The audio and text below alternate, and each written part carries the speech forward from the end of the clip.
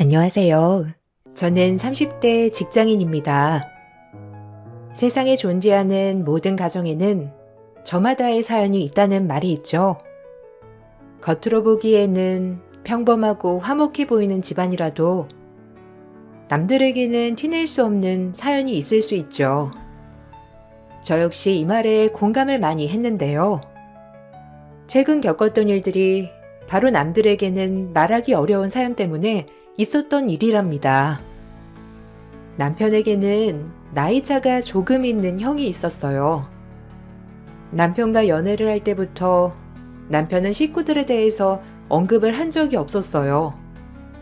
그다지 사이가 좋지 않다는 말을 들었지만 명절이나 휴가 때도 가족들과 보내는 시간이 적었죠. 당연히 남편과 결혼을 한다고 했을 때 이렇게 관심이 없다면 쉽게 허락을 해 주시겠다 싶었는데 생각 외로 시모께서 엄청난 반대를 하셨어요. 처음에는 아직 형이 장가를 안 갔는데 동생이 먼저 가서 반대를 하는 줄 알았어요. 남편은 결혼을 어떻게든 강행하겠다고 했지만 시모의 반대는 더더욱 심해졌고 그러다가 어느 날 뜬금없이 저를 집으로 초대해서 인사를 가게 되었어요. 아무리 그래도 아직 형이 장가를 안 갔는데 동생이 먼저 장가를 가는 게 말이나 되나 싶어서 반대를 하긴 했는데 어쨌든 결혼을 꼭 하겠다고 하니까 내가 얼굴은 봐야겠다 싶어서 부른 거야.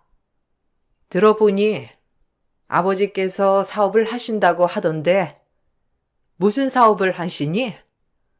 우리야 여기 지역에서 한평생 살아서 다른 지역 일은 잘 모르니까 저번에 언뜻 물어보니까 그쪽 지역에서는 꽤 규모가 있는 것 같던데 형제 자매는 없다고 그랬나?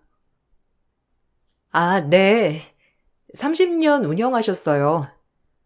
엄청 큰 회사는 아니지만 그래도 아버지께서 노력 많이 하시고 계시고 지금도 현업으로 열심히 일하시고 계시고요. 어머니께서는 전업주부세요. 제가 형제자매 없이 외동이라 아무래도 걱정 많으시기도 하겠지만 저희 부모님 노후도 다 준비가 되어 있으시고 앞으로도 계속 일을 하실 계획이세요. 혹시 사업을 하는 것 때문에 어머, 아니야.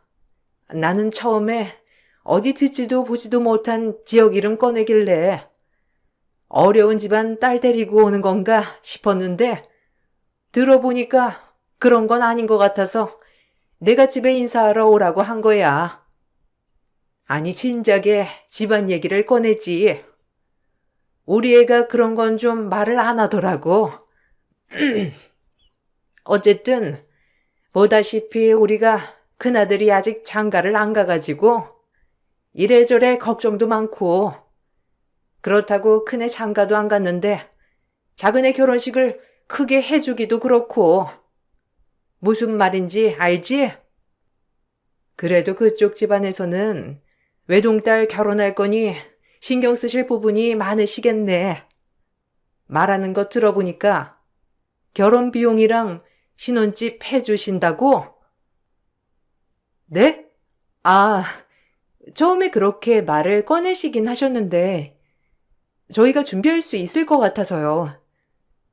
예단이랑 예물은 생략하고 신혼집도 저희 힘으로 하겠다고 말씀은 드렸어요. 양가 부모님 도움을 안 받고 시작을 해도 될 것 같아요. 어머, 그게 무슨 말이야? 외동딸 시집 보냈는데 부모님 마음도 생각을 해야지. 우리야 자식이 둘이지만 너희 집은 너 하나인데 결혼하는 걸 어떻게 그냥 지켜보시겠니? 그래도 부족한 집안도 아니고 남들 보는 눈도 있을 텐데 그런 건 원래 양가 부모님이 서로 상의해서 결정하는 거니? 내가 다음에 사돈 만나서 얘기해 보지 뭐. 시모는 마치 저희 집이 잘 사는 집안이라는 걸 알고서 허락을 한 느낌이었어요. 결혼 준비를 남편과 저 둘의 힘으로 시작을 하고 싶었지만 시모는 상견례를 할 때도 예단에 대해서 당연하게 물었고 남편을 가지고 거래를 하는 것처럼 행동하셨죠. 남편은 그런 시모의 태도에 진절머리를 쳤어요. 연애를 할 때부터 어느 정도 시모에 대해서 들었던 바가 있었기 때문에 저 역시 그런 시모의 행동을 이해할 수 없었어요. 우여곡절 끝에 결혼을 하게 되었고 시댁과는 지역이 멀어서 1년에 보는 날이 별로 없었지만 시모는 결혼한 뒤부터 저에게 전화를 종종 해오기 시작했어요. 가장 많이 전화를 하는 이유는 바로 시숙의 선자리를 알아봐 달라는 부탁이었습니다. 가끔 시댁에 일이 있어 남편과 시댁에 가게 되면 저를 붙들고서는 시숙에게 잘 어울리는 짝을 소개해 달라는 말을 수십 번도 더 하셨어요. 반나절만 있었던 날에도 시모와 한 얘기라고는 시숙의 혼사에 대한 말뿐이었던 적도 있었죠. 예, 너는 그래도 이젠 네 시아주버님이 결혼을 해야 편하지 않겠니? 나중에 아주버님이 결혼도 안 하고 혼자였어 봐. 그러면 시댁일은 모두 네 차진데 그거 혼자 해서 되겠어? 그래도 장남이 결혼하고 그래야 집안도 안정을 찾고 그러는 거지. 그래서 말인데 우리 큰애 잘 어울릴 만한 짝 없을까? 너희 회사 거래처 사장들 딸 있지 않아? 좀 괜찮은 기업 자식들 좀 연결시켜줘. 아, 저도 소개를 해드리고 싶은데 이미 결혼하신 분들도 많고 그래서요. 아니면 제가 아는 지인한테 부탁해 볼까요? 형제 중에서 아직 미혼이신 분들 있는 것 같은데 한번 그렇게 알아볼게요. 저희 아빠가 결혼을 늦게 하셔가지고 또래 자녀분들은 대부분 결혼을 하셨어요. 아니, 그냥 미혼인 여자야. 여기 지역만 해도 많잖아. 우리 아들한테 어울리는 짝이라면 좀 경제적으로도 여유로운 집안이 낫지 않겠니? 그래야 애가 모난 것도 없고 아무래도 남편한테 도움도 많이 줄 테고 말이야. 아버지한테 부탁 좀 해봐. 너야 잘 모를 수도 있지. 직접 말하기 좀 그러면 내가 좀 부탁을 해볼까? 어머니, 그런 거 부탁하지 마세요. 아버님 회사 일도 정신없고 거래처랑 말 그대로 사업 파트너 관계인데 그런 거 부탁하는 것도 쉬운 거 아니고요. 그리고 형이 평범한 회사원인데 부잣집 딸 소개해 달라고 하는 건 좀 아니잖아요. 아니, 우리 아들이 뭐가 어때서? 저 정도면 성실하고 생긴 것도 반반하고 이 지역에서는 우리 아들 만나겠다는 처자들이 줄을 섰는데 무슨 소리야? 너야말로 네 형 반만큼이라도 됐어 봐. 하여튼 네가 뭘 몰라서 그렇지. 밖에 나가면 우리 아들이 얼마나 잘났다고 칭찬하는데 어쨌든 간에 며느리 네가 잘 좀 알아봐라. 그래도 사진 보여주고 그러면 다들 우리 아들 만나겠다고 줄 설걸? 시숙은 객관적으로 보면 평범한 사람이었는데 키가 큰 것도 아니었고 생긴 것도 평범했어요. 그렇다고 직업이 잘난 것도 아니었고 일반 회사에 다니면서 정말 평균 수준으로 월급을 받았지만 시모는 무조건 시숙은 어딜 내놔도 잘난 사람이라 주장하셨죠. 볼 때마다 시숙의 선자리를 알아봐 달라고 부탁을 하시길래 저는 고민을 하다가 한 분을 소개해드리게 되었어요. 시숙과 비교를 해봤을 때 외모나 집안, 직업 어느 것 하나 빠지는 게 없었지만 시숙의 태도는 무척이나 건방졌나 보더라고요. 소개를 해준 여성 측에서 시숙의 태도에 화가 났고 저에게 따지며 연락을 해 오기도 했어요. 저도 화가 나서 시숙께 연락을 해봤는데 오히려 시숙은 그런 사람을 소개해주는 게 어디 있냐며 적반하장으로 화를 냈어요. 아주버님, 아무리 그래도 사람 앞에다 대고 나이가 많다고 뭐라고 하는 건 좀 아니지 않아요? 그래도 그분 어렵게 소개해드린 건데 마음에 드시지 않으시더라도 그렇게 말씀을 하시는 건 좀 경우가 없죠. 다른 건 몰라도 말실수하신 건 사과를 해 주셨으면 좋겠어요. 아니, 재수 씨도 너무하네. 재수 씨, 남자 나이랑 여자 나이랑 똑같아요? 남자야 40대고 50대고 아이 낳으려면 얼마든지 해볼 수 있지만 여자 나이는 30대 넘어가기 시작하면 어떻게 임신을 해요? 임신해도 잘 안 될 확률도 높은데 어떻게 30대 중반이나 된 여자를 소개해줄 생각을 해요? 나야말로 재수 씨한테 너무 실망이에요. 네? 아주버님, 아주버님 나이가 40대가 넘었는데 30대 중반이면 이미 10살 가까이 차이 나는 거예요. 그건 아세요? 그리고 아주버님 결혼하고서 집안일이며 육아 다 여자가 해야 한다고 하셨다면서요. 맞벌이도 했으면 좋겠다고 하시고 근데 요즘은 반반 결혼을 해야 하는 거라고 결혼 비용은 다 반반으로 냈으면 좋겠다고도 하셨다면서요. 그게 뭐 잘못된 거예요? 아니 요즘 다 반반 결혼하지 않나? 난 솔직히 여자들 이해가 안 가요. 매번 집안일 힘들다, 독박 육아다, 어쩌고 저쩌고 하면서 결혼할 때 뭐 돈은 얼마나 내는데요? 그리고 요즘 시대에 전업주부가 어디 있어요? 다들 맞벌이 하지. 그리고 집안일이랑 육아는 원래 여자가 잘하니까 그런 건 여자가 하는 거고. 그거 봐요. 30대 중반 되면 이것저것 따지는 게 많아서 피곤하다니까. 내가 사과할 건 없으니까 나보고 사과해라 마라 하지 말아요. 시숙은 절대로 자기가 잘못한 것이 없다고 했고 저는 그날 소개팅에 나온 여성분께 무한 사과를 했습니다. 여성분께서는 오히려 이상한 집안에 시집을 간 것 같다며 절 위로해 주셨죠. 남편 또한 이번 일을 계기로 절대로 형에게 소개팅을 해주지 않아야 되겠다고 말을 했어요. 그날 이후로도 시모는 시숙의 선자리를 연결해달라고 여러 번 언급하셨지만 남편이 중간에 매번 차단을 해줬습니다. 시모와 남편은 사이가 별로 좋지 않아서 시댁에도 잘 가지 않았어요. 어쩌다 한 번씩 갈 때가 있었는데 그때마다 왜 남편이 시모와 사이가 좋지 않은지 그 이유를 알 수 있었죠. 이번에 그네가 회사에서 일을 잘했다면서 성과급을 받아왔는데 얼마나 많이 받았는지 아니? 쟤는 어딜 가든지 똑똑하고 일도 잘하고 그래서 다들 너무 좋아해서 탈이야.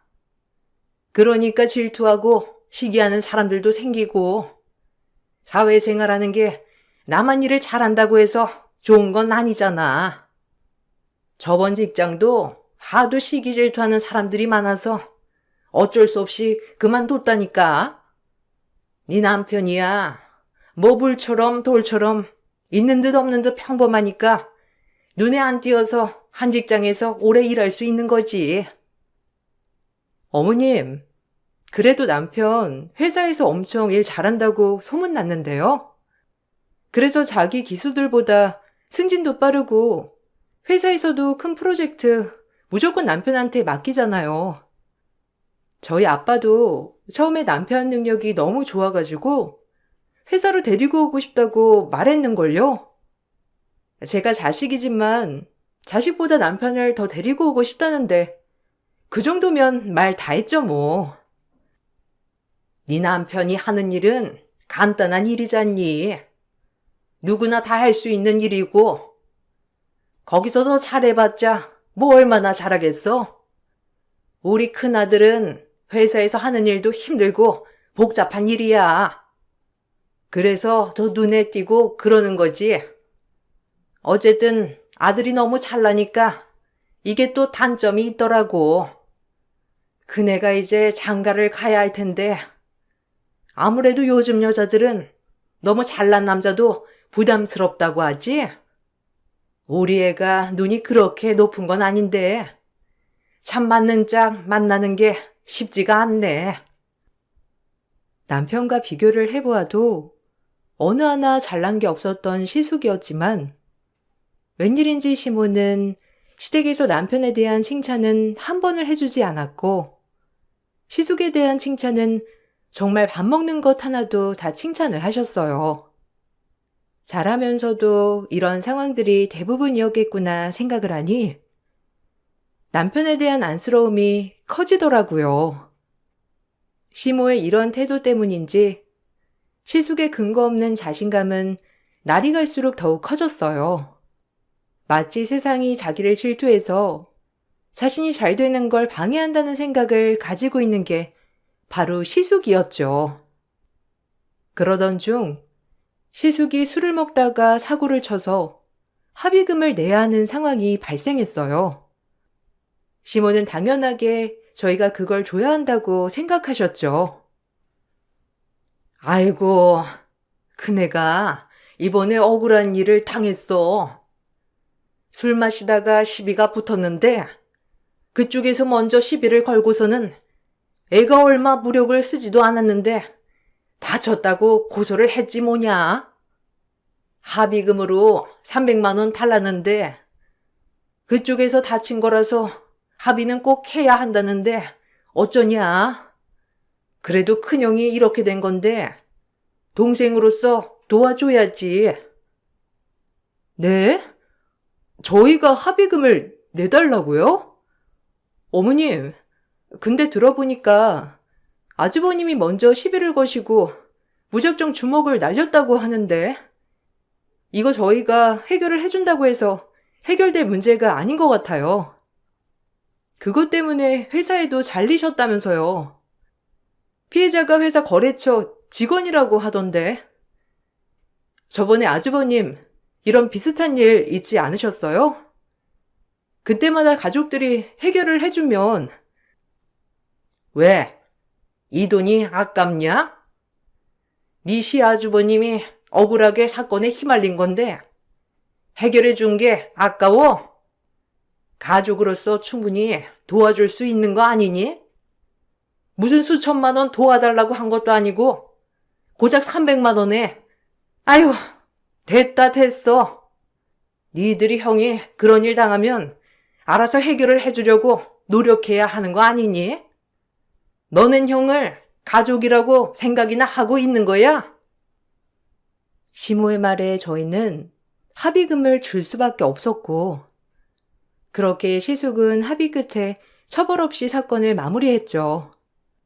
시숙이 직장을 그만두게 되면서 간간히 시모는 시숙에게 용돈을 챙겨달라고도 하시고 금전적으로 도와달라는 말도 서슴없이 하셨어요. 그런 말들을 불편해할 때면 시모는 가족으로서 정이 없다느니 가족으로 생각을 하지 않는다느니 막말을 하셨고 저희가 죄책감을 느끼도록 말을 하셨죠. 그러던 중 갑작스럽게 친정아빠가 돌아가시게 되었어요. 사업체 경영 분쟁 때문에 친정집은 갑작스럽게 분쟁에 휘말리게 되었고 경영권에서 물러나게 되면서 이래저래 친정 상황이 복잡해지게 되었죠.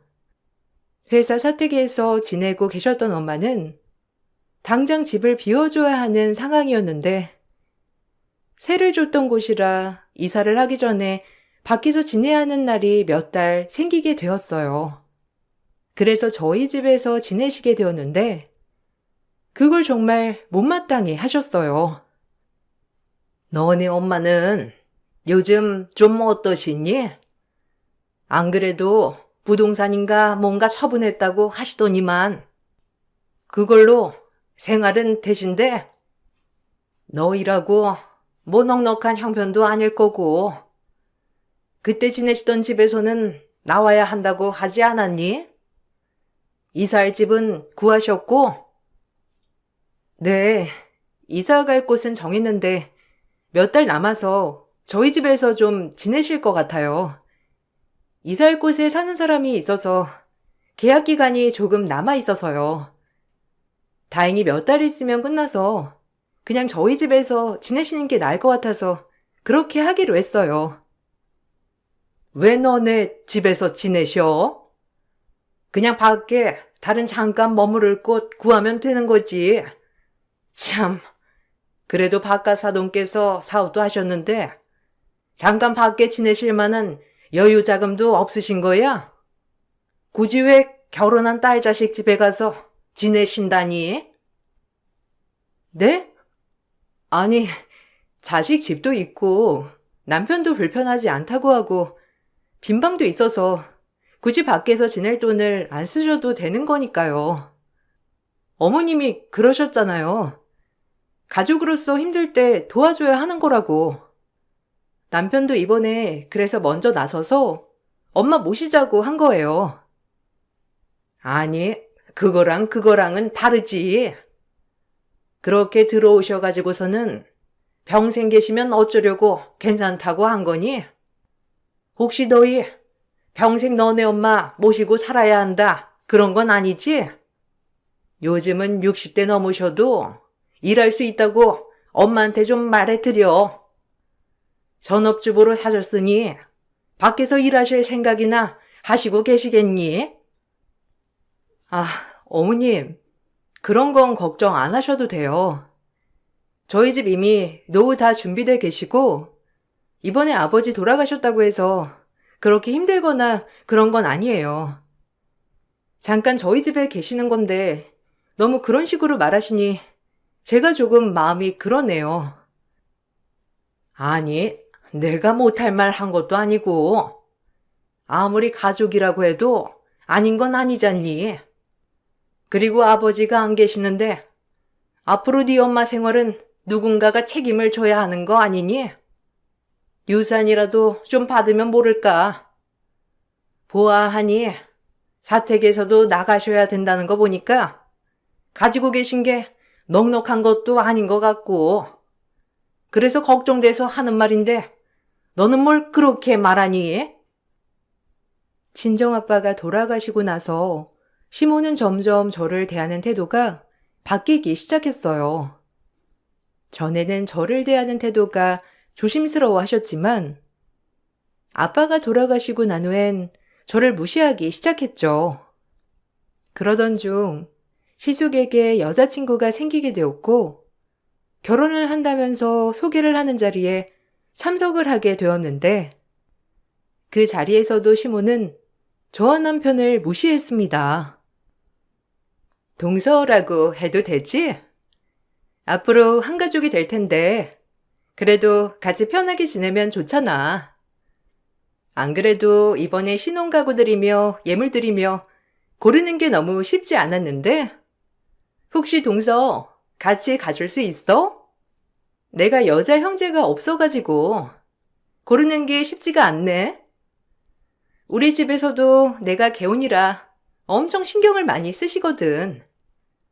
들어보니 동선에도 사업했다면서? 그러면 좀 어느 정도 보는 눈이 있지 않아?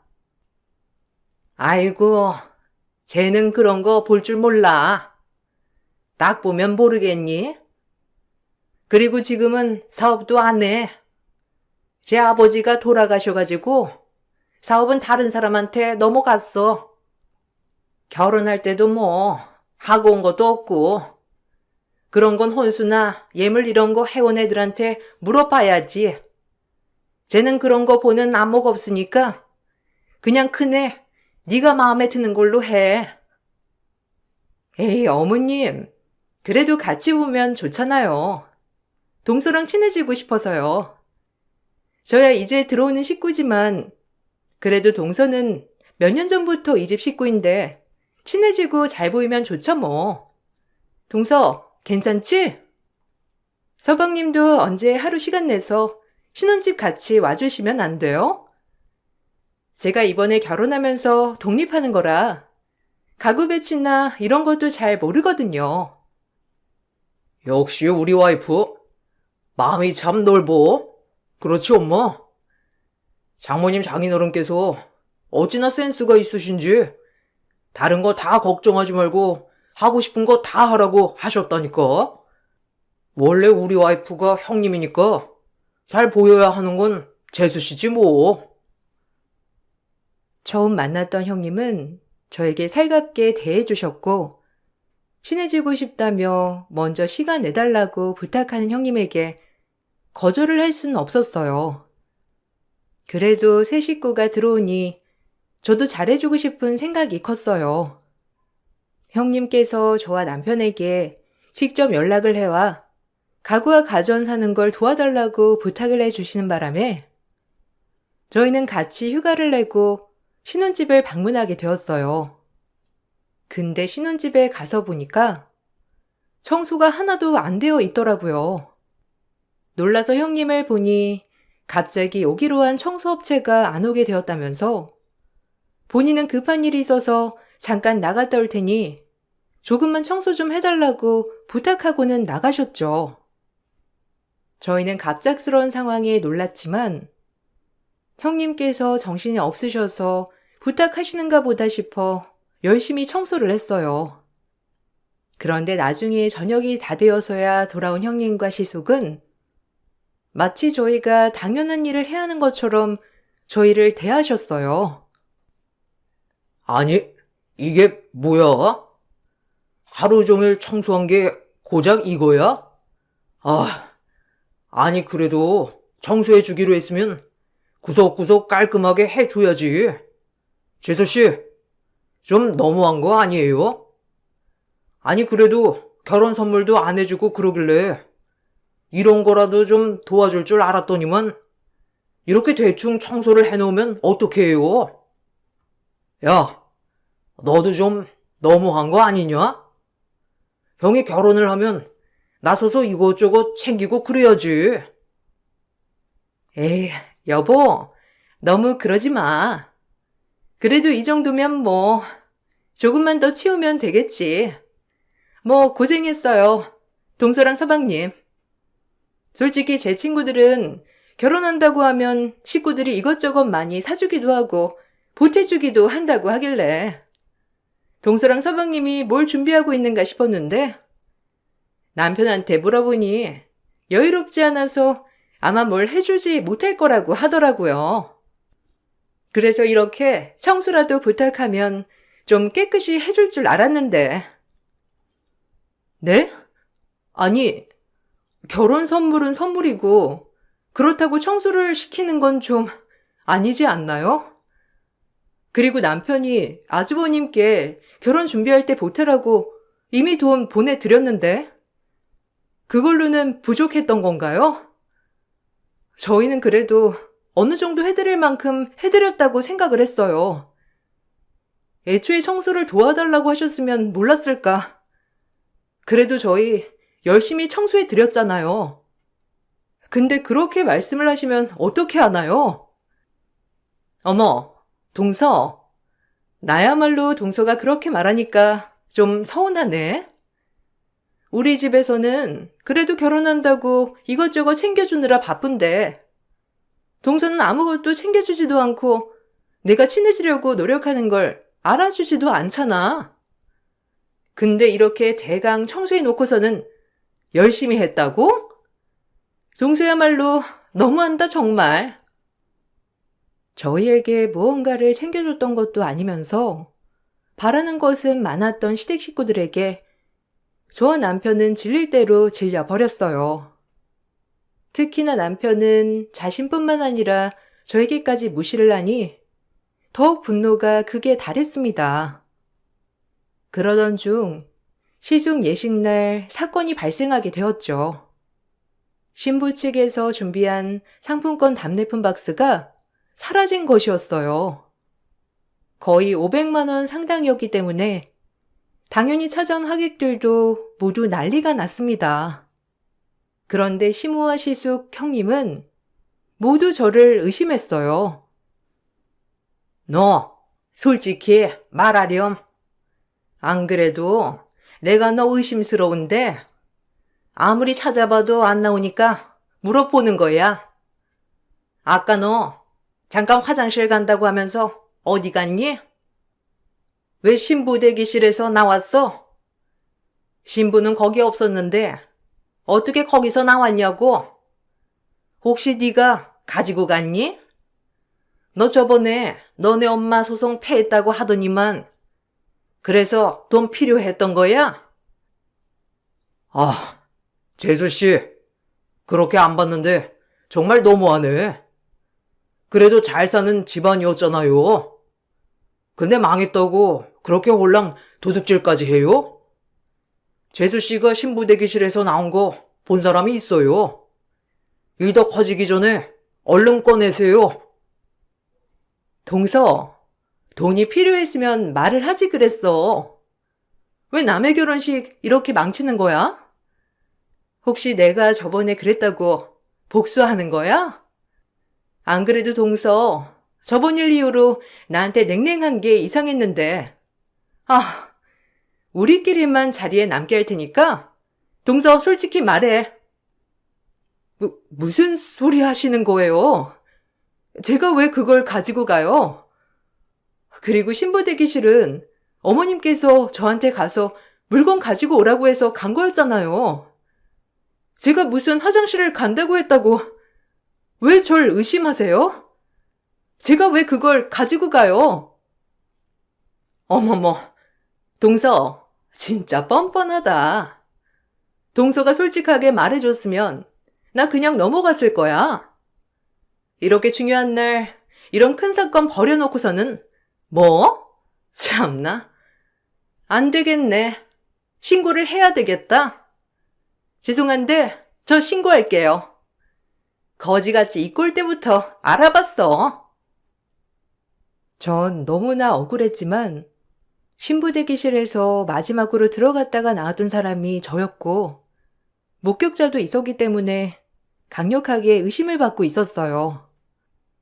억울해 눈물이 다 나오려던 찰나에 남편은 예식장 측에 문의를 했고 바로 CCTV가 있다면서 관계자가 내부 CCTV를 돌렸죠. 그런데 화면에 찍힌 사람은 다름이 아닌 바로 이 세 사람이었어요. 가족들이 다 그 장면을 보고서는 할 말을 잃었습니다. 식이 시작되기 전에 이미 상품권이 들어있던 박스에서 모두 꺼내 세 사람이 나눠 가방에 담는 모습이 찍혀 있었죠. 도대체 이게 뭡니까? 세 사람이 작당을 하고 날 도둑으로 몰려고 했어요? 기가 막혀서. 도대체 이따위 짓거리를 꾸민 이유가 뭐예요? 네? 말 좀 해보세요. 아까 그렇게 소리소리를 쳐놓고서는 왜 한마디도 못하세요? 아니, 아유, 우리가 착각했나 보네. 아유, 정신이 없어가지고 착각했나 봐. 아유, 바쁘고 정신없다 보면 그럴 수도 있는 거지. 무슨 그렇게 큰 소리를 내니? 어제든 결혼식 끝나고서 일단 얘기를 하고 상품권 어디 있는지 찾았으니까 다행이지 않니? 도둑이 없었나 보다. 정말 너무들 하시네요. 평생을 절 그렇게 괴롭히시더니 기어이 이 사람까지 괴롭히셔야 되겠어요? 절 그렇게 차별한 건 그렇다고 하더라도 아내한테까지 그러시는 건 정말 너무하신 거 아니에요? 어떻게 그런 짓을 하십니까? 굴러들어온 자식이라고 그딴 취급한 것도 서러운데 아무 죄 없는 사람을 이렇게 모욕을 해요? 남편은 제 손을 붙잡고 식장을 나왔습니다. 전 너무 억울해 식장에서 나오자마자 펑펑 눈물이 쏟아져 나왔죠. 그로부터 며칠 후 저희 집을 찾아온 것은 다름 아닌 시부였어요. 시부께선 그동안 그 많은 일이 있을 때까지 한마디도 거들지도 참견하지도 않으셨는데 이번 일로 처음 저희 집까지 찾아오셨죠. 동현아, 미안하다. 내가 부족한 아비라서. 사실 네가 우리 집에 올 때부터 나는 네 엄마한테 평생 져주겠다고 다짐했어. 솔직히 그렇지 않니? 네가 친아들도 아니고 내 동생이 자식인데 자식으로 받아준다는 게 그게 너무 고마웠거든. 난 그래서 그게 정말 대단한 일이라고 생각해서 아무런 참견도 해줄 수가 없었어. 미안하다. 이거 내가 가지고 있었던 재산 전부다. 너한테 증여해주려고 이렇게 찾아온 거야. 아버지, 이거 저 받는다고 그 사람들 용서 안 할 거예요. 평생 서럽게 자란 거 아버지도 아시잖아요. 아버지한테는 저 성인 돼서 알았다곤 했지만 사실 저 정말 어렸을 때부터 어머니는 저한테 친자식 아니라고 매번 얘기하셨어요. 항상 형이랑 비교하고 무조건 형한테 양보해야 하고 아버지한테 말이라도 할라치면 쫓아내겠다고 압박하셨고요. 그래도 어린절 굶기진 않고 키워주셨으니 감사하다고 생각하면서 살았어요. 근데 아내한테까지 그렇게 무시하는 건 전 절대로 참을 수 없어요. 알아, 안다. 내가 부족해서 그런 일이 있는 거지. 내가 잘못 생각을 한 것 같구나. 뭐든 내 잘못이니 탓하려거든 날 탓하렴. 내가 네 편에 서서 널 지켜줬어야 하는 건데 내가 잘못 생각했어. 이번에 결혼식장에서 나중에 사실 알고 나서 내가 정말 충격이었어. 그동안 동규 엄마가 동규만 예뻐했다는 걸 알고는 있었지만 그럴 줄이야 상상조차 못했다. 이건 내 사과이기도 하지만 네 친부모 몫이기도 했으니 받아다오. 사실 남편은 시부의 형제의 자식이었는데 남편이 돌이 가 지났을 때 친부모가 사고로 돌아가시게 되었고 시할머니께서 모든 재산을 넘겨줄 테니 남편을 키워달라고 부탁을 하셨던 거였어요. 시부께선 고민을 하셨지만 시모가 적극적으로 찬성을 해서 남편을 입양하게 되었는데 재산을 받고 난 후에는 시모의 태도가 달라졌던 거였어요. 시부는 그래도 조카를 자식으로 받아준 시모에게 한 소리도 하지 못하고 사셨고 남편이 차별을 받고 있다는 걸 어느 정도 알고는 있었지만 참견을 하시지 못하셨던 거죠. 그런데 이번 사건으로 아들도 아내도 제정신이 아니라는 걸 느끼셨다고 하셨어요. 시모와 시숙 형님을 제외하고 다른 시댁 식구들은 저를 무척이나 반겼고 남편과 행복하게 잘 사는 모습을 보시고서는 다들 칭찬을 많이 하셨나 보더라고요. 그러면서 본인 아들은 결혼도 하지 못하고 이래저래 마음에 들지 않았던 찰나에 이번 기회로 시댁 식구들에게 미움을 받을 수 있을 거란 생각을 한 거죠. 이런 말도 안 되는 생각을 세 사람이 똑같이 했다는 게 정말 어처구니가 없었어요. 시부는 남편에게 모든 재산을 증여하셨고 시모에게는 이혼 소송을 하셨어요. 시모와 시숙, 형님은 재산을 모두 남편에게 주는 건 말도 안 되는 일이라며 반발을 했죠.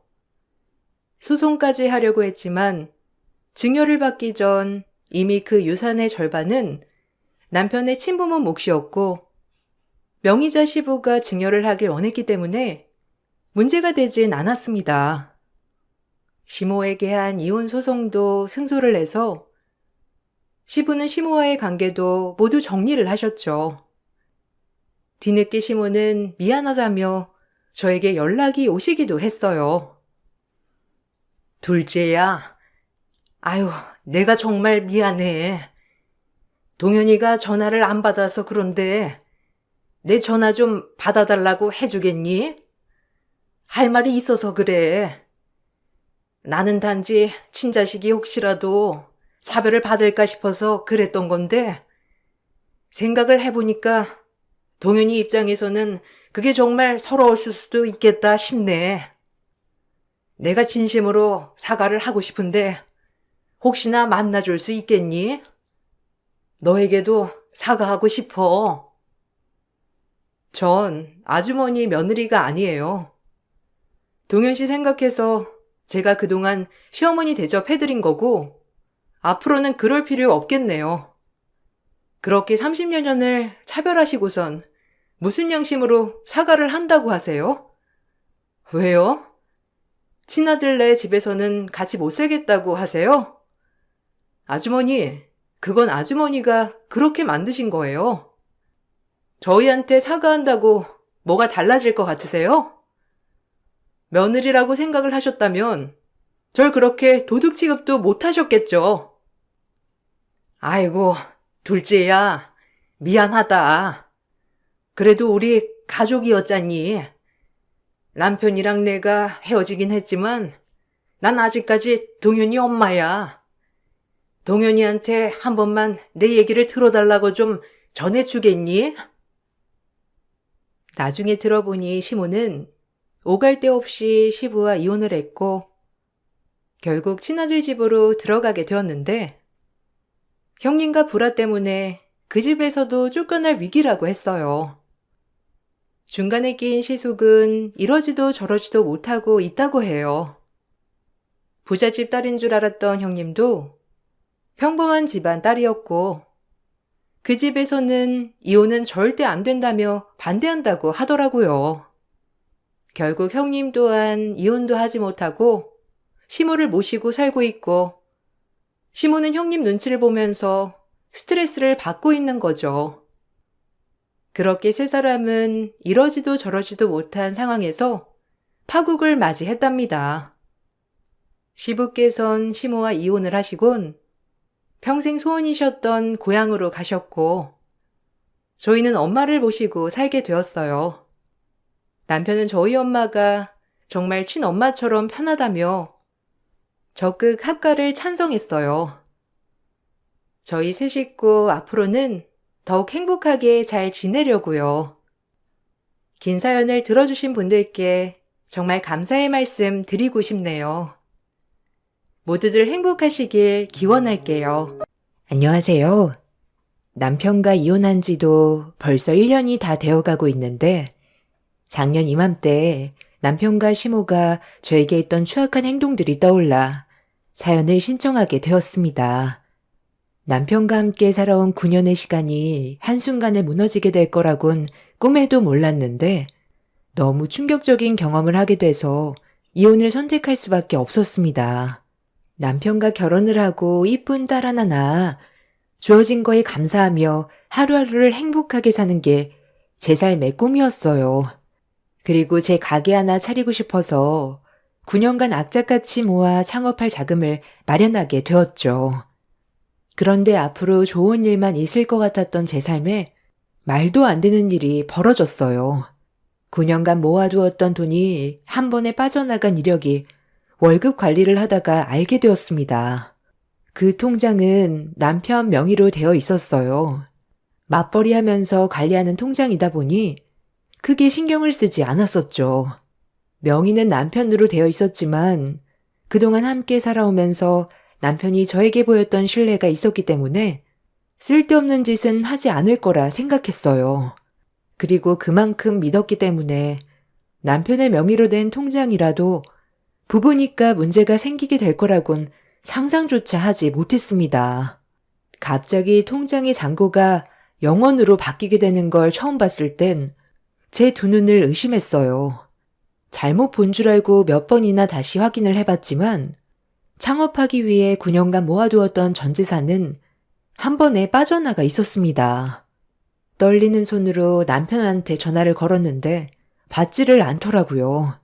전혀 예상하지 못했던 일이 벌어져 어떻게 해야 될지 몰라 안절부절 못하면서 남편한테 쉬지 않고 전화를 걸었어요. 그렇게 수십 번의 전화 연결 끝에 남편과 통화가 이루어졌는데 제가 말을 걸어도 답이 없더라고요. 일단 남편한테 통장의 돈을 왜 전부 다 빼냈는지 그것만 먼저 알려달라고 했는데 일하는 중이라고 저녁에 다시 대화하자면서 전화를 끊어버렸어요. 그렇게 늦은 저녁 시간이 되어서야 들어온 남편은 상당히 침착했고 저를 바라보는 눈빛에는 할 말이 상당히 많아 보이는 듯한 표정이었어요. 그리곤 저에게 내민 서류 한 장을 확인하는 순간 하늘이 무너져 내렸습니다. 남편이 왜 저에게 이혼 서류를 내밀었는지 이해가 되지 않았어요. 분명 전날까지도 부부관계에 문제가 없었는데 하루아침에 변화된 차가운 모습은 평소에 제가 알던 남편의 모습이 아니었어요.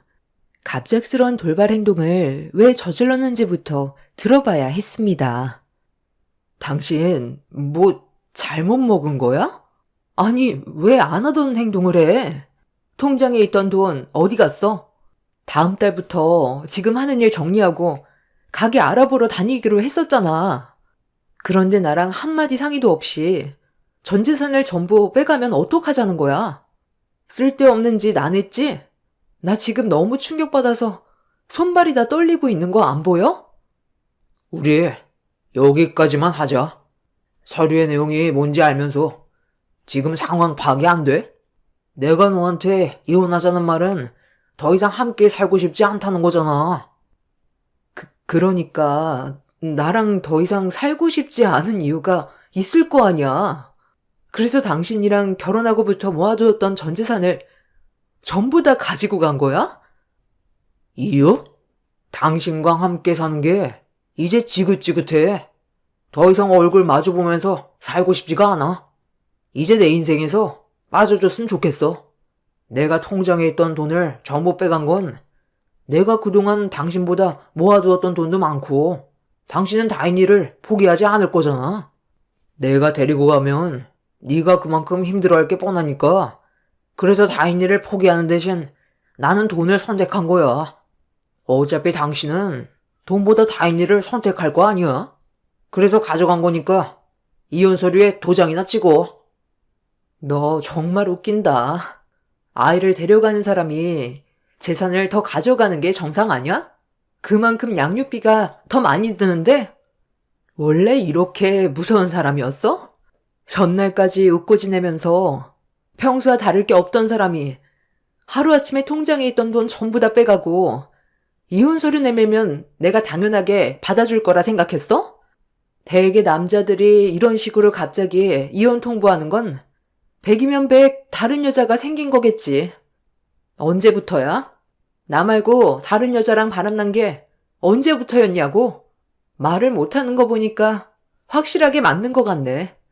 이런 식으로 나오면 내가 순순히 이혼해 줄 거라 생각했니? 너도 나랑 9년간 함께 살아오면서 느끼고 있었잖아. 우리 관계 오래 갈 수 없다는 거 알고 있었으면서 새삼스럽게 이제 와서 혼자 억울한 척이야? 내가 너를 대하는 행동이나 말투들 감정 없이 나오는 말인 거 알고 있었잖아. 창업하겠다고 지금까지 악착같이 모아둔 돈으로 가게 하나 차렸다가 폐업하면 그게 무슨 소용이야? 9년의 세월 한 번에 날리는 거잖아. 네가 특별하게 뭘 잘하는 것도 아니고 그냥 음식점 하나 차려서 먹고 살겠다고 했다가 결국 9년간 모아둔 돈 탕진하면 그게 더 손해 아니야? 너랑 창업하려고 결혼한 줄 알아? 내가 버는 돈 제대로 쓰지도 못하고 맨날 가난에 쩔어서 사는 것보단 차라리 이혼하고 내가 원하는 삶 사는 게 훨씬 낫지. 나도 이제 이런 지긋지긋한 삶에서 벗어나고 싶어.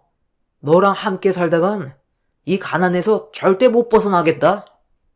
그러니까 결국 당신은 나 말고 다른 여자가 생겼다는 거네? 이거에 대해 명확한 답을 하지 않고 돌려 말하는 것 보면 확실하게 나 말고 다른 여자를 만나고 있었던 거잖아. 그럼 나도 조용히 넘어갈 순 없지. 나 또한 피해본 부분에 대해서 소송 준비해야 되겠네. 그리고 그 전에 내가 9년간 모아두었던 돈 전부 제자리로 돌려놔. 네가 모아둔 돈만 가져가면 되지. 왜 내가 모은 돈까지 빼가는 건데? 어차피 더러운 싸움으로 이어질 텐데 나도 끝까지 내 집은 찾아올 테니까 두고 봐. 돈을 전부 가져가 버린 남편한테 제가 모은 돈을 달라고 했지만 끝까지 주지 않더라고요. 그날 남편과 대판 싸우게 되었고 끝까지 제가 모은 돈을 돌려주지 않길래 이 문제에 대해 법적 소송을 제기할 거라고 했어요. 남편은 해볼 테면 해보라며 되려 저에게 큰소리 치는데 갑자기 왜 이렇게 변한 건지 이해할 수가 없었습니다. 저희 부부 사이 심각할 정도로 문제가 있다고 느낀 적이 없었는데 갑자기 변해버린 남편의 모습이 당황스러웠고 배신감에 결국 눈물이 터져 나오게 되었네요. 9년간 악착같이 살았던 제 삶이 무엇을 위해 달려왔는지 모르겠더라고요. 그저 행복하길 바랐었고 남편과 함께 살아온 세월이 헛되지 않았다고 생각했는데 좋은 날만 꿈꿔왔던 제 인생이 무너지게 되자 아무것도 하고 싶지가 않았어요. 남편은 그날 저와 한바탕 하고 난 뒤 다시 집 밖으로 뛰쳐나가 버렸습니다. 예고도 없이 찾아온 남편의 이혼 통보에 힘들었지만 저보다 아무것도 모르는 제 딸은 무슨 죄길래 어린 나이에 헤어짐을 받아들여야 한다는 게 너무 불쌍했어요. 그날 테이블 위에 올려져 있는 이혼 서류를 한참 동안 바라보면서 많은 생각을 해봤는데 이대로 남편과 헤어지는 게 저와 제 딸을 위한 길인 건지 혼란스러웠습니다.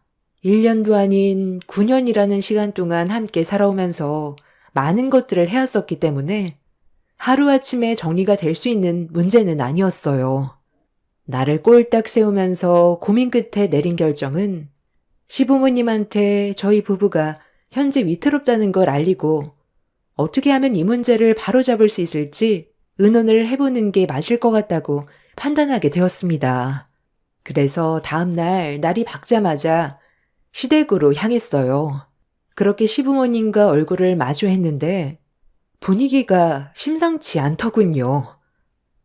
설마 어머님 알고 계셨어요? 그이가 바람 피우고 있는 걸 알면서 그동안 모른 척하고 계셨던 거예요? 저와 제 딸이 받을 상처는 신경도 안 쓰셨어요? 사람 인생이라는 게 평탄하기만 하면 재미가 없잖니. 롤러코스터처럼 굴곡이 있어야 인생이 재미난 거지. 맨날 일하고 돈만 모아서 뭐하게? 아둥바둥 살아서 너희들 삶이 나아졌니? 창업하려고 9년의 인생을 갈아 넣었는데 성공할 수 있다는 보장은 있고 내 주위에서 창업했다가 망한 사람이 수두룩하고 빚만 산더미처럼 불어난 사람들이 대부분이다. 창업은 아무나 하는 줄 알아? 너 딱히 계획도 없잖아. 9년간 돈만 모을 줄 알았지. 어떤 식으로 창업을 할지 체계적으로 계획을 세운 거라도 있니? 무작정 일을 벌인다고 모든 게 해결되면 너도 나도 창업하지 누가 남의 밑에서 월급 받아가며 이러겠어? 내 아들도 너랑 살면서 미래가 보이지 않으니까 이혼 결정한 거지. 인생이 돈만 모으려고 사는 건 아니잖아? 인생을 즐기면서 살려고 돈을 버는 건데 너희들은 결혼한 목적이 그냥 돈만 모으려고 결혼한 것 같아. 내 아들 말을 들어보면 뭐 하나 사려고 해도 눈치 주고 먹고 싶은 거 있어도 원하는 대로 할 수가 없으니까 그동안 참아왔던 게 터져버린 거다. 하루 이틀 살 것도 아닌데 돈돈거리는 너의 그런 행동이 내 아들을 지치게 만들었다곤 생각 안 하니? 그래서 이혼 얘기가 나온 거잖아. 나 같아도 너랑 사느니 다른 여자랑 살림 차리겠다. 내 아들이 왜 이혼을 선택했겠어? 너보단 다른 여자랑 사는 게 더 나은 삶을 살아갈 수 있을 것 같으니까 그런 선택을 한 거 아니겠니? 사람이 융통성이 그렇게 없어서 앞으로 어떻게 살아갈래? 어차피 내 아들 마음 떠났고 나도 굳이 설득시키고 싶은 마음도 없으니까 말 넘김에 그냥 갈라서라. 내 아들 더 이상 힘들게 하지 말라는 거야. 네가 하고 싶은 그 창업 이혼하고 혼자 하면 되겠네. 지켜보는 나도 숨이 턱턱 막히는데 내 아들은 너랑 살아온 시간 동안 얼마나 힘들었을지 생각하면 내 마음이 찢어질 것처럼 아프다. 말 나온 김에 최대한 서둘러서 정리하고 각자 갈 길 가거라. 무슨 말을 그렇게 하세요? 그이가 하고 싶은 거 못하고 살았다고 했어요? 정말 어이가 없네. 왜 9년이라는 긴 시간이 걸렸는지는 생각은 해보셨어요? 그이가 말로는 저를 도와주겠다고 해놓고 본인이 벌어오는 돈에 대해선 제가 조금이라도 관여하는 걸 엄청 싫어했어요. 그러면서 창업하는데 도와주겠다고 말만 하고 정작 돈을 모을라 치면 자기 취미 활동하는데 돈을 써야 한다면서 통장에 저금하기가 무섭게 몇 번이나 빼서 사용을 했었다고요. 그래서 통장의 명의를 제 걸로 바꿔놓고 관리를 하려 했었는데 그건 또 본인이 싫다고 하도 노발대발해서 어쩔 수 없이 그 인간 통장으로 함께 모았던 것 뿐이었어요. 9년간 모아둔 그 돈에서 그 사람의 돈이 얼마나 될 것 같은데요? 80% 이상이 제가 모은 돈이에요. 본인은 하고 싶은 거 다 하고 살면서 제가 눈치 줬다고요? 눈치 없이 행동한 건 그이라고요. 잘 살아보겠다고 제가 아무리 노력을 해도 그 인간이 전부 다 망쳐버리니까 뭐만 하겠다고 하면 또 불안해서 말렸던 것 뿐이에요. 저희 부부에 대해 제대로 알지도 못하면서 그 사람 말만 일방적으로 듣고 판단하는 건 무조건 잘못된 생각인 거죠. 이혼? 그거 어렵지 않아요. 도장 찍으면 남남이고 그 사람한테 저도 실망을 많이 했기 때문에 그만 정리하고 싶어도 다인이가 눈에 밟혀서 최대한 좋게 해결 보려고 찾아왔는데 어머님 말 들어보니까 더는 안 되겠네요. 이혼 소송으로 진행할 거고 제가 9년간 모은 돈은 도로 가지고 가겠습니다. 아무리 부부라고 해도 상대방의 동의 없이 통장에 있던 돈을 전부 다 빼가는 건 부부간에도 법적 처벌을 받을 수 있다는 거 아시죠? 아무리 저한테 불만이 있고 함께 사는 게 맞지 않다 해도 법적으로 결혼 생활하는 동안에는 다른 여자와 만나는 건 무조건 잘못된 거죠. 저는 이 문제에 대해 조용히 넘어갈 생각 없어요. 어차피 이렇게 된 거 손해를 보더라도 끝까지 물고 늘어질 겁니다. 이미 시부모님도 남편이 바람 피우고 있다는 걸 알고 있었어요. 저만 전혀 모르고 있던 거였죠. 시댁 식구들 모두 저를 속이고 있었다는 거에 치가 떨렸고 남편의 무책임한 행동에 대해서는 조용히 넘어가지 않을 생각이었습니다. 그렇게 시댁에서 시모와 목소리를 높이고 있었는데 남편한테 전화가 왔어요. 제가 시댁에 왔다는 걸 알게 된 남편은 당장 집으로 돌아가라고 했지만 저는 그런 남편한테 큰소리치면서 당장 시댁으로 달려오라고 큰소리친 뒤 전화를 끊어버렸어요. 감정의 분노는 점점 더 심해졌고 시모와 막말까지 주고받게 되면서 되돌릴 수 없을 정도로 서로에게 깊은 상처를 주고 있을 때 남편이 현관문을 강하게 열면서 들어왔어요. 그리곤 제 옷깃을 잡더니 당장 나가라고 소리를 지르길래 이미 통제력을 잃어버린 저는 시부모님이 보는 앞에서 남편의 양뺨에 사정없이 손을 2차례 올려버렸어요. 잠깐의 정적이 흘렀고 자기 얼굴에 손을 대서 기분이 더러웠는지 남편은 제 뺨에도 손을 올려버렸어요. 내가 잘못한 거야? 네가 나랑 한마디 상의도 없이 그 많은 돈을 전부 다 빼갔잖아. 당장 안 내놔? 그 돈을 왜 너 마음대로 하는 건데? 내 인생이 들어가 있는 돈이라고. 그 돈? 이제 없는데? 내가 지금 만나고 있는 사람한테 몽땅 줘버렸거든. 생산직에서 일하는 너와는 하늘과 땅 차이야. 나랑 만나는 사람이 의사거든. 너랑 이혼하고 나랑 새 출발하기로 이미 대화가 끝난 상태야. 치과를 개원하고 싶은데 돈이 많이 모자란다고 해서 그 돈 내가 몽땅 줘버렸어. 어차피 나랑 이혼하면 재산 분할해야 되는데 뭐하러 귀찮게 분할을 하고 그래? 그냥 너는 다인이 데리고 가면 된다고 했잖아. 너까지 게 창업한다고 해서 돈을 벌 수 있을 것 같냐? 머리가 좋아야 사업도 잘하지. 너처럼 생산직이나 다니는 사람들이 돈 좀 모았다고 창업했다가 쫄딱 망해서 결국 길거리에 주저앉는 거 다반사야. 나는 지금 만나는 그 사람한테 투자를 한 거고 미래를 약속받았어. 너와는 마인드 자체가 다른 사람이야. 이혼 소송을 가겠다고? 해볼 테면 한번 해봐. 네가 원하는 돈을 가져가겠다면 나는 다인이를 데리고 가겠다고 소송을 할 테니까 한번 갈 때까지 가보자고. 어차피 막장까지 가게 될 것도 생각하고 있었거든. 너 진짜 개쓰레기다. 어느 누가 너 같은 놈을 만나주겠어? 그녀는 눈깔이 삐었대? 네가 이용당하고 있다는 건 생각 안 해봤냐? 멍청하니까 두뇌 회전이 안 되는 것 같은데 어느 의사가 능력도 없는 거지 같은 너랑 결혼을 하겠냐?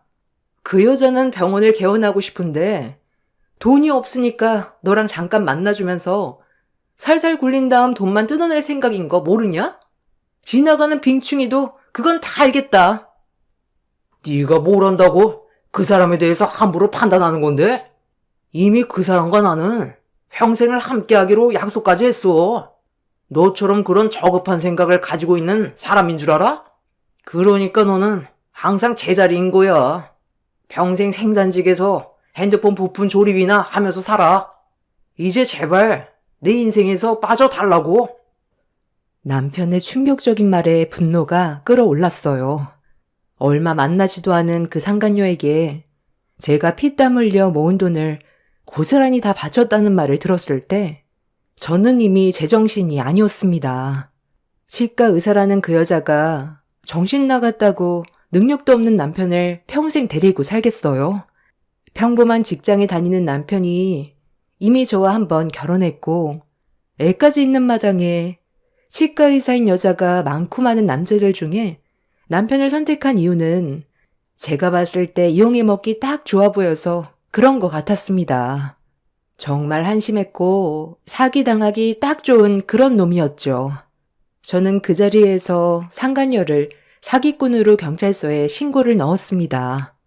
남편은 뭐 하는 짓이냐고 저에게 화를 냈지만 제 돈을 찾기 위해서는 이 방법밖에 없었어요. 그렇게 경찰들이 찾아와 남편이 저지른 행동에 대해 조사가 진행이 되었고 내연녀가 어디 치과에서 근무를 하고 있는지 알아낼 수 있었습니다. 그렇게 경찰들과 함께 치과로 찾아가게 되자 남편이 갑자기 저를 가로막아섰어요. 그냥 조용히 넘어가자고 했지만 제가 남편의 말을 들어줄 상황은 아니었습니다. 그 돈은 앞으로 저와 제 딸이 살아가기 위해서 정말 중요한 돈이었거든요. 그렇게 안내 데스크에서 상간녀의 이름을 대니 담당 치과 의사 한 명이 걸어 나왔어요. 두 모자와 경찰들을 보고 당황한 상간녀는 무슨 일 때문에 찾아왔냐고 물어보는 말에 저는 그 상간녀의 면전 앞으로 걸어가 남편이 건네준 돈을 다시 돌려달라며 무서운 눈빛으로 노려봤습니다. 그제야 사태 파악이 됐는지 기분 나쁜 미소를 띠면서 이미 그 돈은 개원비로 전부 써버렸다며 자기한테 돈이 없다고 고개를 돌려버리더군요. 그 모습에 분노한 저는 상간녀의 머리채를 잡아 사정없이 흔들어 버렸습니다. 경찰들이 저와 상간녀를 힘겹게 떨어뜨려 놓았지만 저희 가정을 풍비박산 내버린 상간녀를 절대로 용서하고 싶지 않아 계속해서 달려들려 했는데 남편과 시모가 저를 밀치더니 상간녀 앞으로 다가가 다친 곳은 없냐고 상간녀의 몸을 살피면서 저에게 막말을 퍼부었습니다. 너 제정신이야? 못 빼어먹었으니 저급한 행동부터 튀어나오는 것 봐라. 내가 최대한 좋게 해결 보자고 했지? 너랑 나랑은 이미 끝인데 왜 여기서 난리치냐고. 이미 개원비로 전부 다 썼다고 하잖아. 여긴 이 사람이 일하는 곳이야. 성격이 저리 더러우니까 내가 같이 살고 싶지가 않은 거야. 희정씨, 괜찮아요? 어디 다친 곳은 없어요?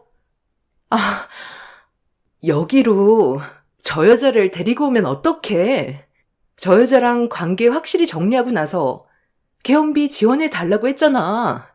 나한테 돈 줄 때 뭐라고 그랬어?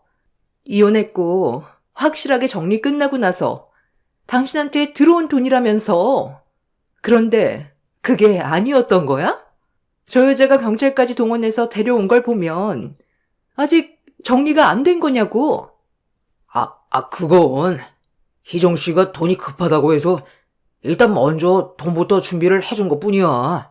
어차피 이혼하려고 서류 건넸었다니까. 최대한 빨리 정리하면 되잖아. 그게 지금 문제가 아니잖아.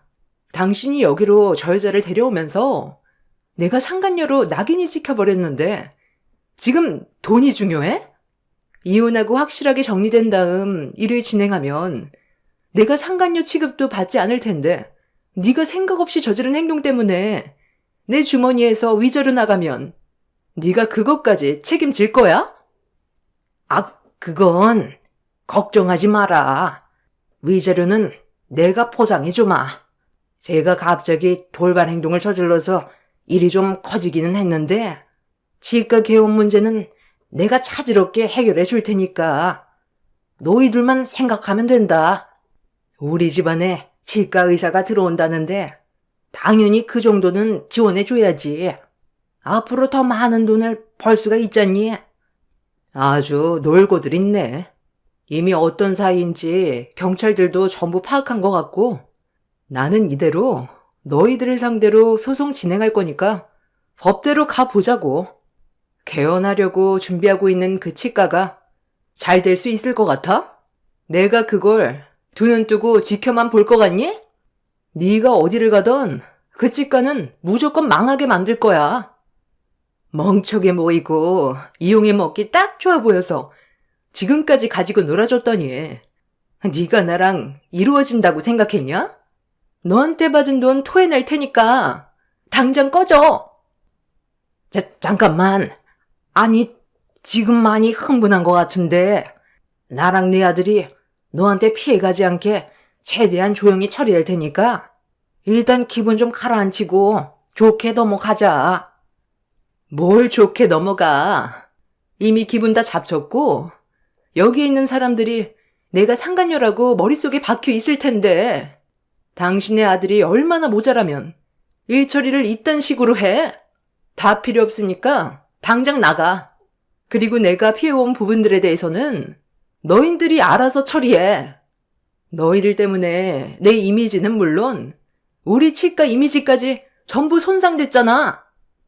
시모는 상간녀의 막말에 참고 참다가 화가 머리끝까지 올라왔는지 상간녀의 뺨에 손을 올렸어요. 그러자 상간녀는 조금의 망설임도 없이 남편과 시모의 뺨을 사정없이 줄따기를 올려쳤어요. 시모와 상간녀는 서로 머리채를 잡았고 남편은 상간녀에게 미안하다면서 모든 걸 바로 잡겠다며 용서를 구하고 있는데 그 모습을 보고 있던 경찰들도 어이가 없어서 말리지도 않더라고요. 자기 엄마가 당하고 있는데 상간녀에게 정신 팔려 자기 엄마가 머리채를 잡히든 말든 신경조차 쓰지 않았습니다. 그렇게 한바탕 난리가 난 이후 결국 저는 남편을 상대로 법적 이혼 소송을 제기해 위자료를 받아낼 수 있었고 9년간 힘들게 모은 돈과 상간녀에게까지 위자료를 받아낼 수 있었네요. 상간녀는 얼굴을 들고 다닐 수 없을 정도로 동네에 급속도로 소문이 퍼지는 바람에 다른 지역으로 이주를 하게 되었고 남편은 상간녀에게 사정하며 매달렸지만 처음부터 상간녀는 남편을 이용해 먹으려고만 했었기 때문에 뒤도 안 돌아보고 떠났습니다. 중간에 붕 떠버린 남편은 그제야 저에게 용서를 구하기 시작했어요. 이미 떠나가 버린 배 붙잡아봤자 소용없었고 두 모자가 다시 예전으로 돌아가자고 했지만 저에게 했던 행동들이 얼마나 추악했는지 온몸으로 느꼈기 때문에 어떠한 미련조차 남아있지 않았습니다. 잘난 것도 하나 없는 게 지금까지 살아준 것만도 감사해야 되는데 함께 살아가는 동안 속으로 저를 어떻게 생각했는지 모든 걸 알아버렸기 때문에 조금의 감정도 흔들리지 않았네요. 그렇게 남편과 이혼을 한 지 벌써 1년이 다 되어가고 있습니다. 저는 그동안 힘들게 모은 돈으로 작은 식당 하나 차려서 제 딸과 열심히 살아가고 있어요. 남편이 없는 게 오히려 저와 제 딸에게 더 큰 도움이 되는 것 같습니다.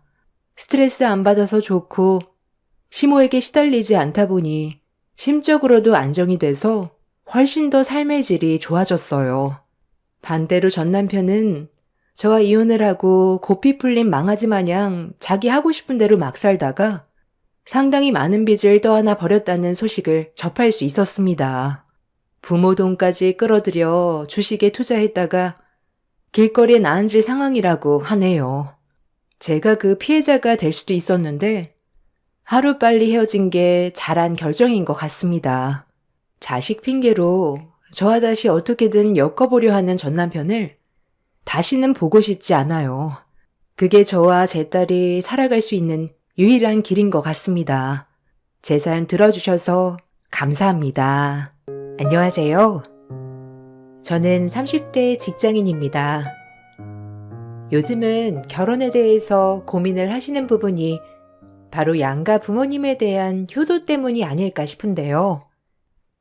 예전에는 당연히 시댁 식구들을 며느리가 챙겨야 한다고 생각했었지만 요즘은 각자의 집안은 각자가 알아서 챙기는 것으로 바뀌는 추세죠. 저 역시 그런 생각이 컸었고 남편도 저와 비슷할 거라 생각을 했어요. 당연히 큰 행사는 참석하겠지만 양쪽이 동등하게 챙기는 것을 원했는데 막상 결혼을 하고 보니 시댁에 더 신경을 써야 한다며 눈치를 많이 줬죠. 결혼을 할 당시 양가 집안 경제 수준도 비슷했고 저와 남편도 소득이 비슷했는데 그래서 별다른 트러블 없이 결혼을 했었어요. 그런데 막상 결혼을 하고 보니 양가 부모님의 태도는 전혀 다르셨어요. 친정은 아버지가 돌아가시고 엄마 혼자셨는데 엄마가 부지런하게 일하시면서 돈을 버셨고 용돈을 주셔도 한사코 마다하셔서 드려본 적이 없었어요. 시댁에서는 은퇴해서 은퇴자금으로 생활을 하셨는데 엄마와 연령이 비슷하셨지만 한 번도 밖에서 일하실 생각은 안 하셨고 자식들이 매달 용돈처럼 생활비를 지원하길 바라셨죠. 그렇다고 돈을 아껴서 쓰셨던 것은 아니셨고 저희 둘이서 쓰는 생활비보다 훨씬 더 많이 매달 사용을 하셨어요. 그러다 보니 남편이랑 양가 용돈 문제 때문에 다툴 때도 많았답니다. 여보, 우리가 지금 벌이가 둘이서 살기에는 괜찮지만 아이도 낳아야 하고 나중에 전세도 빼고 집 사려면 지금부터 바짝 모아야 할 것 같은데? 솔직히 나는 매달 드리는 용돈을 줄이던지 아니면 명절이나 생신 같은 때만 챙겨드리는 게 나을 것 같다고 생각해. 따지고 보면 우리 엄마는 용돈도 안 받으시는데 시댁에만 지금 매달 100만 원씩 나가고 있잖아.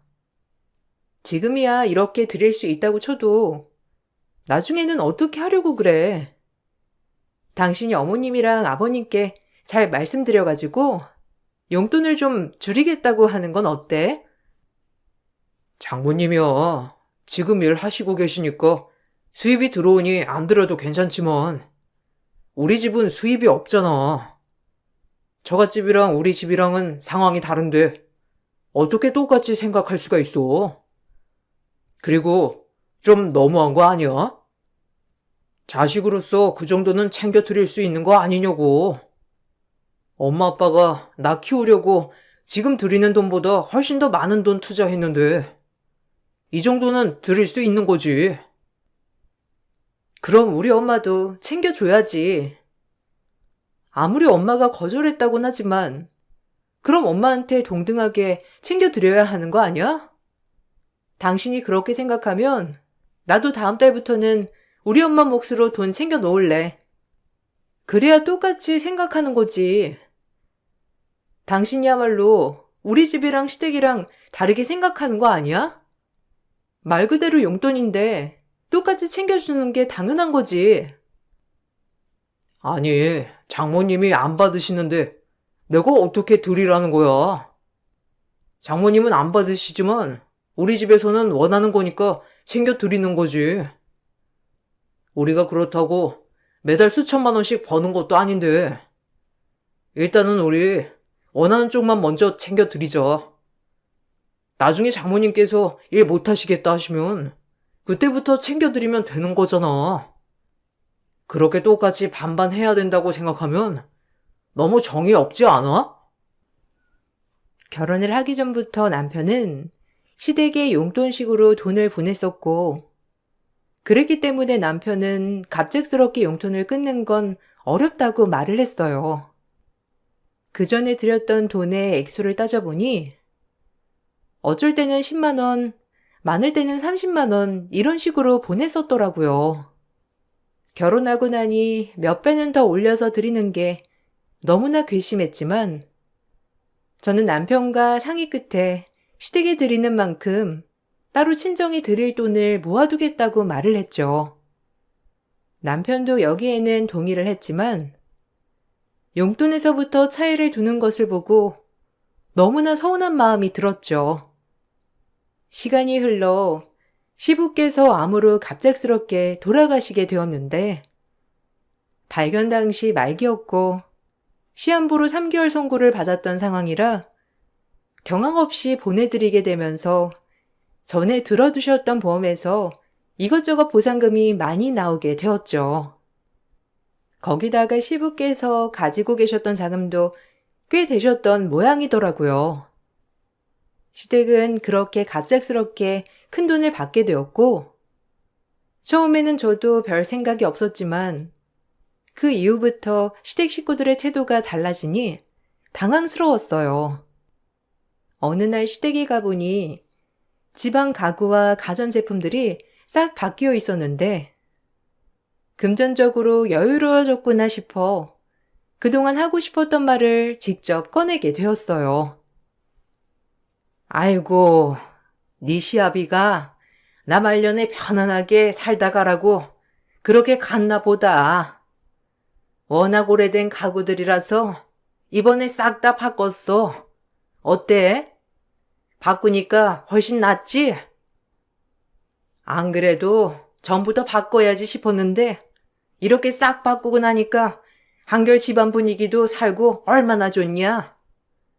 그래, 오늘 뭐 할 말 있다고 하지 않았어? 아들이랑 같이 오지. 왜? 무슨 일 있니? 어머님, 안 그래도 저 어머님한테 말씀드리려고 했는데 저번에 혹시 남편이 어머님께 돈 빌려드린 적 있으시죠? 아버님 돌아가시기 전에요. 이번에 남편한테 독촉장이 와서 저도 알게 됐어요. 물어보니까 어머님이 급하게 써야 할 곳이 있는데 아버님 아프시고 그래서 정신 없으시다면서 빌려달라고 했다던데. 맞아요? 남편이 그래서 대출받아서 어머님께 드린 돈이라고 하던데. 아, 그거? 그래, 맞아. 네 시아비 돌아가시기 전에 내가 급하게 필요한 것이 있어가지고 돈 좀 달라고 했었지. 근데 그건 왜? 아니, 걔는 그거 하나 제대로 갚지도 못해가지고 독촉장까지 받게 한 거야? 세상에, 벌써 1년이나 지난 건데도 아직도 못 갚았대? 네가 걱정돼서 나한테 물어보려고 온 거였구나? 그거 나한테 줬던 거 맞아. 내가 급하다고 해가지고 빌려달라고 했는데 다른 데 쓴 거 아니고 나한테 준 거야. 아, 어머님, 그래서 말인데요. 남편은 혼자서 어떻게든 해결하겠다고 하는데 남편 혼자 힘으로는 솔직히 좀 힘들어서요. 일단 그 돈은 모으고 있었던 공금에서 다 갚았어요. 안 그래도 어머님께 매달 드리는 용돈 때문에 말씀드리려고요. 남편이 생각보다 대출받은 게 많더라고요. 그래서 앞으로는 그거 해결을 해야 할 것 같아서 매달 드리는 용돈은 못 드릴 것 같아요. 아니, 그게 무슨 소리야? 대출은 너네 사정이고 용돈은 주던 대로 줘야 하는 거 아니니? 용돈 안 주는 건 절대 안 되니까 어떻게든 너네가 마련해서 줘. 그리고 그 돈도 아들한테 빌린 건데 왜 네가 나서서 이렇게 말하고 있어? 우리 아들도 용돈 안 주는 거 찬성한다니? 너 지금 내가 이렇게 여유롭게 산다고 해서 그러는가 본데 매달 용돈은 효도한다고 생각하면서 주라고 하는 거니까 나 사는 거랑은 상관없는 거야. 이런 말 하려고 왔거들랑 그냥 가. 시모가 여유롭게 생활하기 시작할 때부터 남편의 대출이 하나둘씩 터지기 시작했어요. 알고 보니 시모가 빌려달라고 했다면서 빌려간 돈과 신우가 빌려달라고 했던 돈들이 대부분이었는데 다들 갚을 생각을 하지도 않고 남편에게 떠넘겨버린 상황이더라고요. 제가 나서서 이걸 정리해 보려고 했지만 누구 하나 책임을 지겠다는 말도 하지 않았고 오히려 용돈은 그대로 달라고 하니 너무나 황당했습니다. 남편과 이것 때문에도 크게 다퉜고 남편은 자기 앞으로 된 대출은 자기가 어떻게든 갚겠다며 떵떵거렸지만 본 직장만으로는 버거운 상황이었기 때문에 그런 자존감 부리는 태도도 너무나 황당했습니다. 그런 와중에 친정엄마는 조금이라도 득된 일이 있으면 저희를 불러 좋은 곳에서 음식을 사주시거나 좋은 선물을 해주시기도 했어요. 어느 날은 오랫동안 적금을 해두셨던 게 만기가 되셔서 목돈을 타셨는데 이자가 꽤 높아서 많이 받으셨다며 가족들을 전부 불러 밥을 사주셨던 적이 있었죠. 그런데 그걸 알고선 남편은 헛소리를 하더라고요. 여보, 혹시 장모님 이번에 받은 돈 어떻게 하신다고 말씀을 안 하셨어? 아까 여쭤보니까 몇 천만 원은 되는 것 같던데 이자만 몇백 받으셨다면서 이번에 다른 적금 들어볼까 생각하고 계신다고 나한테 한번 주변에 알아볼 수 있냐고 하셨거든? 그래서 말인데 내가 지금 적금 드는 이자보다 더 드릴 테니까 나한테 좀 빌려주면 안 되냐고 당신이 부탁해보면 안 돼? 지금 그게 뭔 헛소리야. 돈을 왜 당신한테 빌려줘? 갑자기 목돈이 필요한 일이 당신한테 뭐가 있어? 혹시 당신 나한테 말 안 한 대출이라도 있어? 아니면 시댁에 무슨 일 생긴 거야? 아니, 안 그래도 당신한테 물어보고 싶은 게 있었는데 요새 밤에 잠도 통 못 자고 자꾸 핸드폰만 들여다보는 게 이상했어. 전화 오면 밖에 나가서 받고 왜 그러는 건데? 솔직히 말해봐. 아이, 당신 진짜 화 내면 안 돼. 사실은 엄마가 좋은 투자처에 있다고 투자 한번 해보자고 하시더라고. 내가 돈 없다고 했는데 엄마가 자꾸 좋은 곳이라고 꼬드겨서 내가 어쩔 수 없이 투자했거든. 당신한테는 나중에 수익 나오면 말하려고 했는데 저번에 당신이 생활비 더 넣자고 했잖아. 그래서 무리하다 보니까 대출 받은 거 갚기가 너무 버거워서 엄마한테 투자한 거 다시 돌려달라고 했는데 아직은 못 준다고 하셔서 잠깐만 빌렸으면 안 될까? 아, 지금 그게 말이라고 해? 정말 지금 뭐 하자는 거야? 당신 결혼하고 나랑 뭐 하나 상의하고 한 적이 있어? 내가 저번에 말했잖아. 그런 건 상의해서 결정하라고. 안 그래도 시어머님한테 빌려준 돈이며 신우한테 빌려준 돈까지 그거 갚느라 아등바등한 거 보면 어처구니가 없는데 뭐라고? 투자를 했다고? 그것도 어머님 통해서 투자? 아, 그런데 우리 엄마한테 돈을 빌리겠다는 거야? 버겁거든. 우리 엄마 돈 쓸 생각하지 말고 당신 엄마한테 말해. 아이, 내가 안 주겠다는 게 아니잖아. 엄마가 투자한 지 얼마 안 돼서 지금 빼면 오히려 손해래. 한 달만 기다리면 수익 낼 수 있다고 하는데 너무 섣불리 빼면 안 된다고 하셔서. 엄마도 이번에 재산 다 올인해가지고 투자하셔서 지금 빌릴 수 있는 곳이 없단 말이야. 장모님께 당신이 조금만 부탁해줘. 다른 건 내가 장모님께 알아서 설명할 테니까, 어? 그러면 안 될까? 남편은 또 저 몰래 시댁 식구들과 작당 모의를 하고선 나중에 수습이 안 되니 뒤늦게 말을 했던 것이었어요.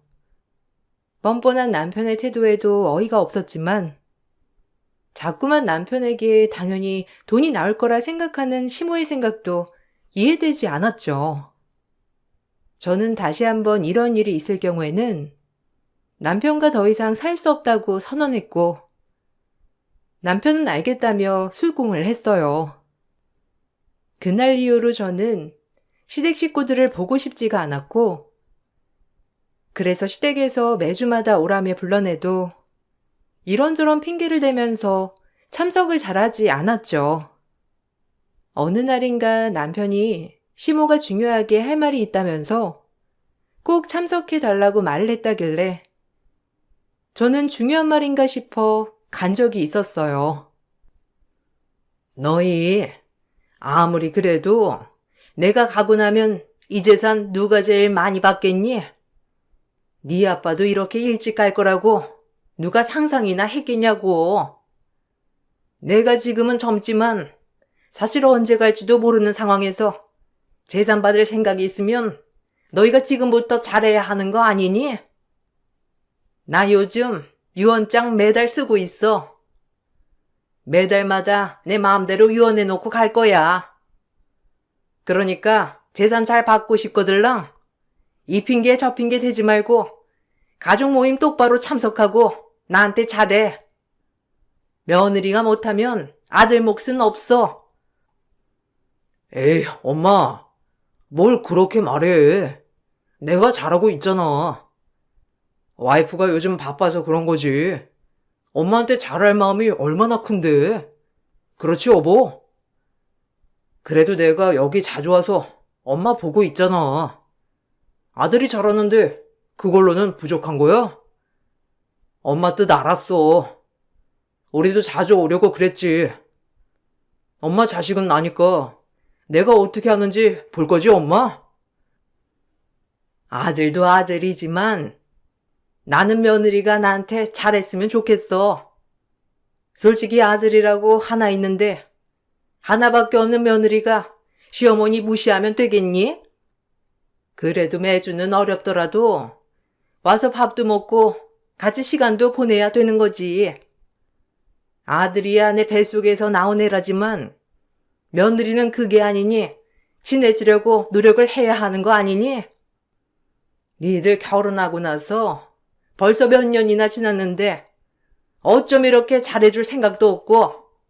하여튼 잘해준 애한테 유산 제일 많이 남길 거야. 어머님, 저는 어머님 재산 받을 생각 하나도 없어요. 솔직히 말하면 어머님 돌아가시기 전까지 평생 가지고 계신 재산 다 쓰시고 가셨으면 좋겠어요. 이건 진심이에요. 하나도 남기지 마시고 다 쓰시고 평생 편안하게 살다 가시는 게 우리 소원이고요. 그리고 저희가 재산 바라고 어머님께 잘해드린다면 그게 더 어머님은 서운하시지 않으시겠어요? 누가 재산 바라고 잘해주라니?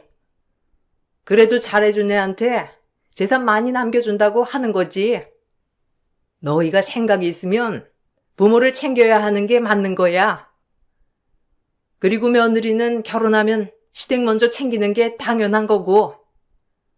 어떻게 시댁에서 서운하게 했다고 찾아오지도 않고 그러니? 네가 돈 때문에 그런 거라서 나도 돈 때문에라도 찾아왔으면 좋겠다고 말하는 거야. 본인에게 더 잘해주는 자식에게 많은 재산을 주겠다는 시모의 말도 황당했지만 남편은 그 말을 듣고선 애가 타는지 매일매일 저를 조르기 시작했어요.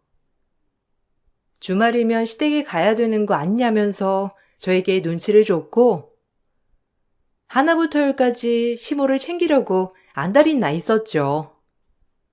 남편 혼자서 시모를 잘 챙긴다면야 저도 불편한 것이 없겠지만, 남편은 자신이 하는 것만큼 저 역시 시댁에 잘하길 바랬고, 그렇다고 해서 남편이 저희 집에 살뜰한 것도 아니었어요. 엄마 생신날이 돼서 저녁에 식사를 하기로 한 날이었어요. 저는 급하게 회사에 일이 터져 늦게 퇴근을 하게 되었고, 엄마 생신 선물로 드릴 현금도 찾지 못해 남편에게 50만 원을 찾아달라며 보낸 적이 있었어요. 그 돈도 제 용돈에서 모아서 엄마 생신 선물로 드리려고 한 거였는데, 맛있게 저녁 식사를 하고 나서 집으로 돌아가면서 남편과 대화를 나누다가 충격적인 말을 듣게 되었답니다. 와, 오랜만에 엄마 얼굴 보니까 너무 좋다. 이래서 결혼하면 친정이 편하다고 하는가 봐. 결혼하기 전에는 언제 독립할까 생각만 했었는데 말이야. 솔직히 시간만 되면 친정에서 한 며칠 푹 쉬었으면 좋겠어. 요새 일이 너무 바빠가지고 난리네. 당신도 시댁 가면 이런 생각 드니까 자주 가려고 하는 거야?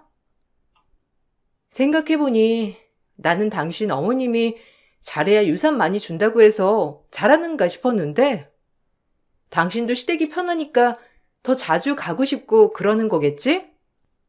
오늘 오랜만에 집에 가니까 내가 그동안 너무 시댁이라고 해서 갑갑하게 생각했나 싶더라고.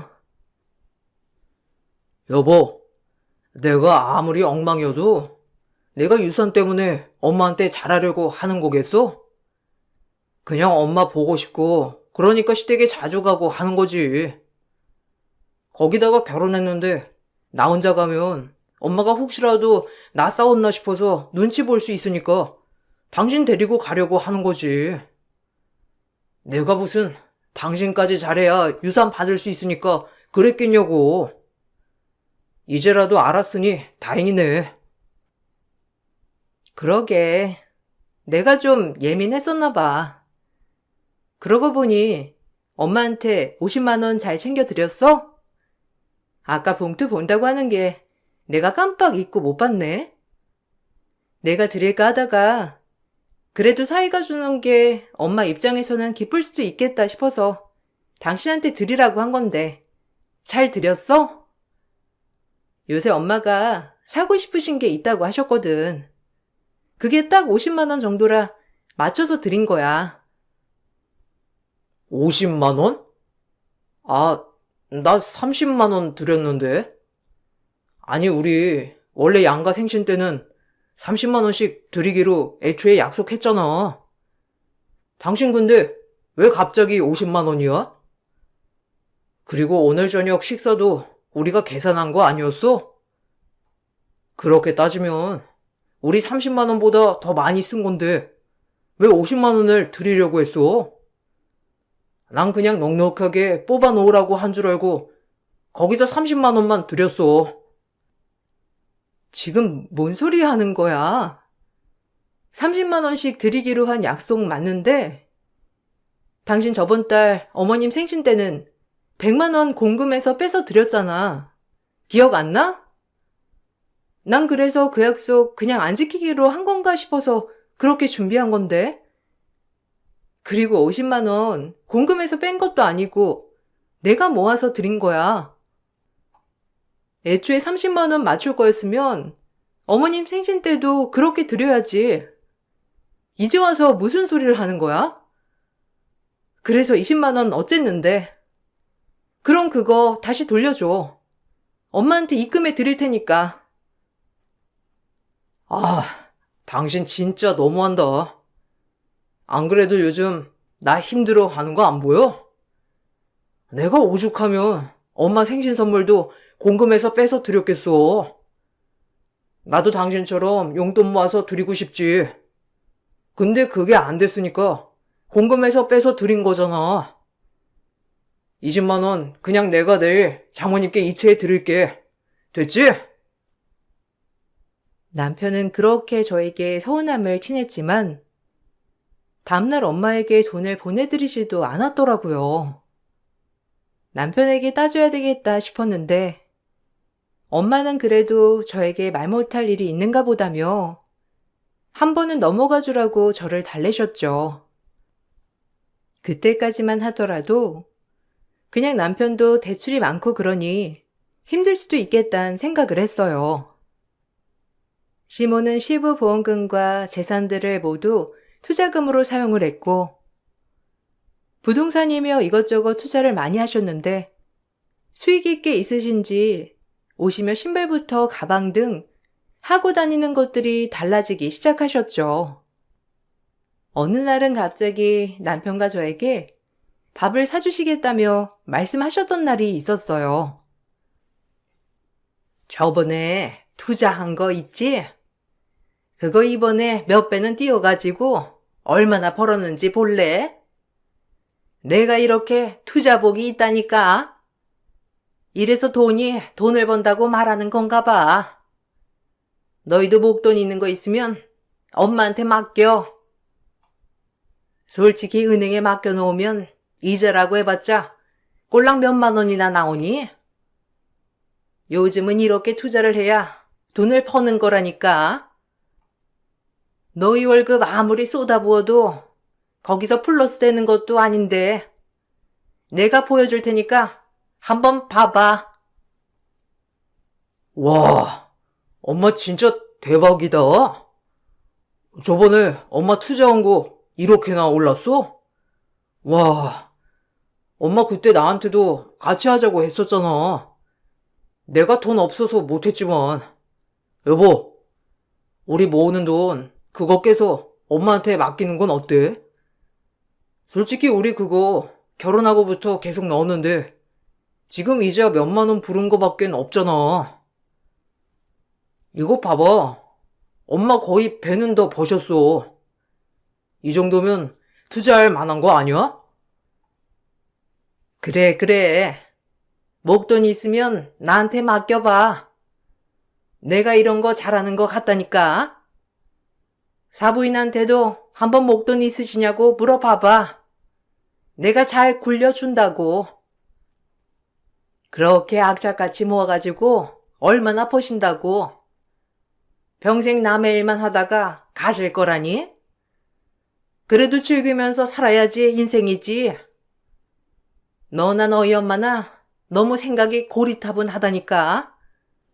이렇게 투자를 해야 돈이 돈을 부르고 그러는 거야.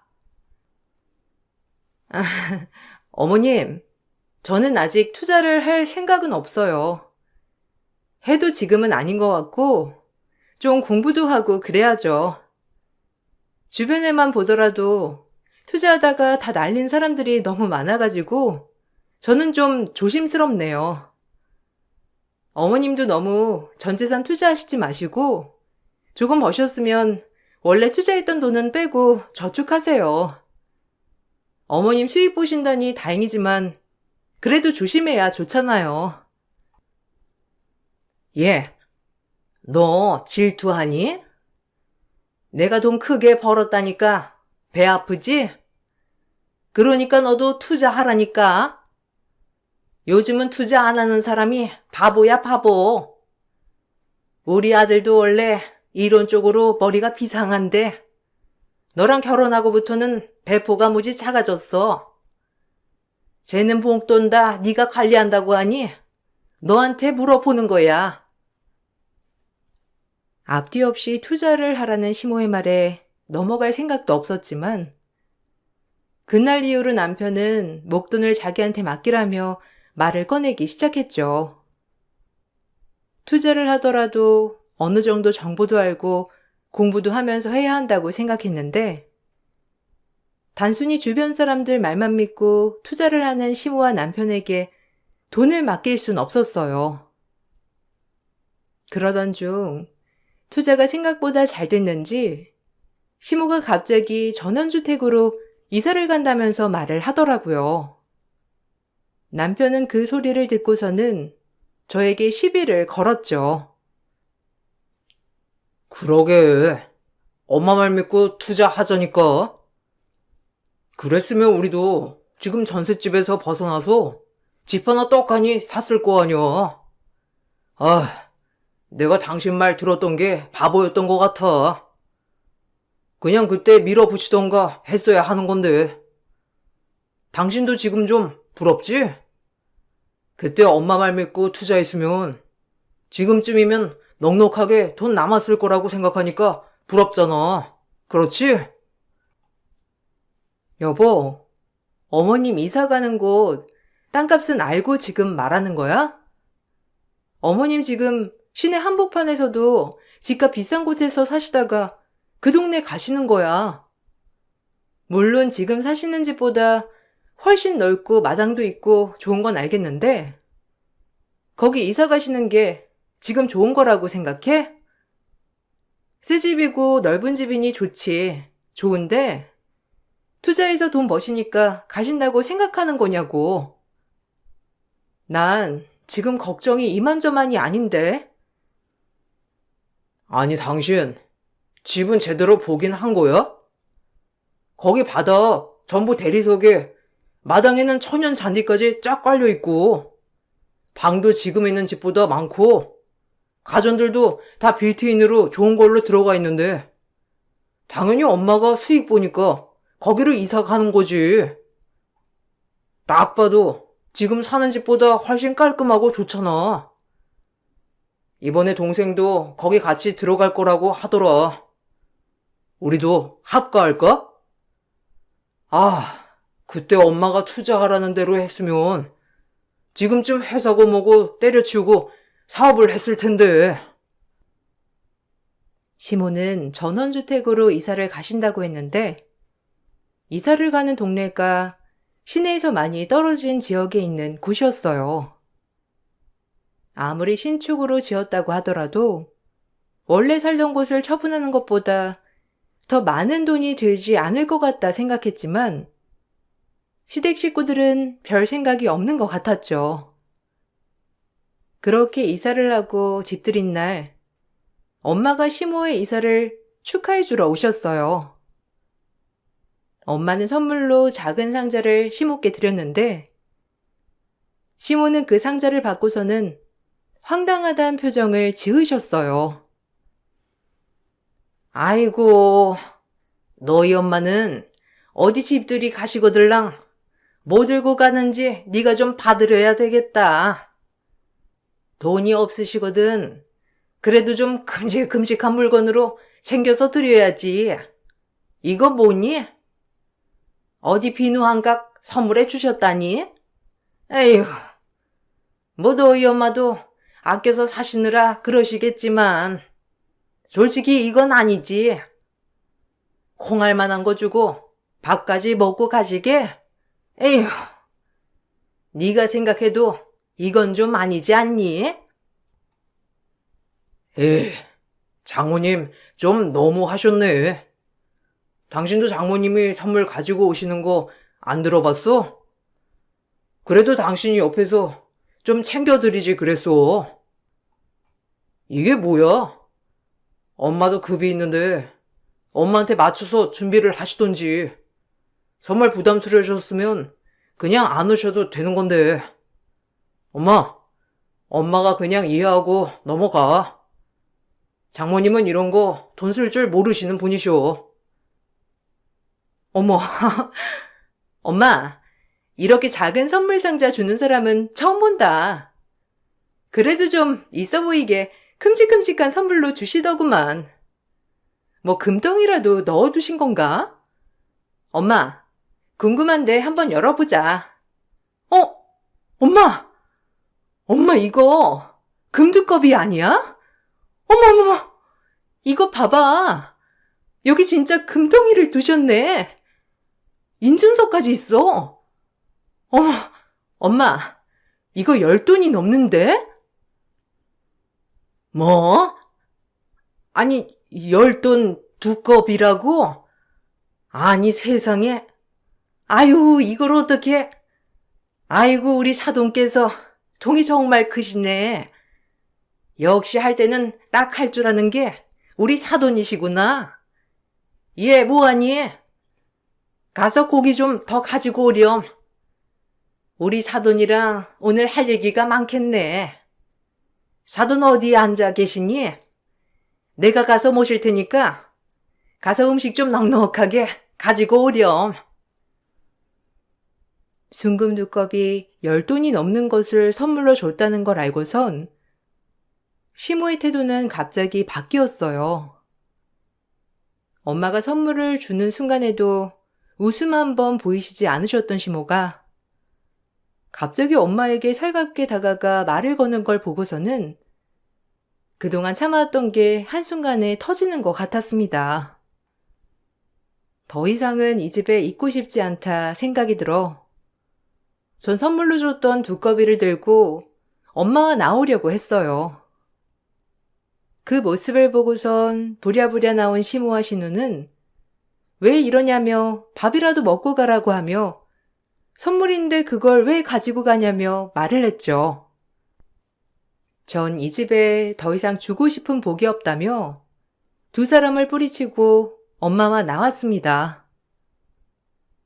친정으로 향하면서 전 그동안의 얘기를 엄마에게 다 털어놓았어요.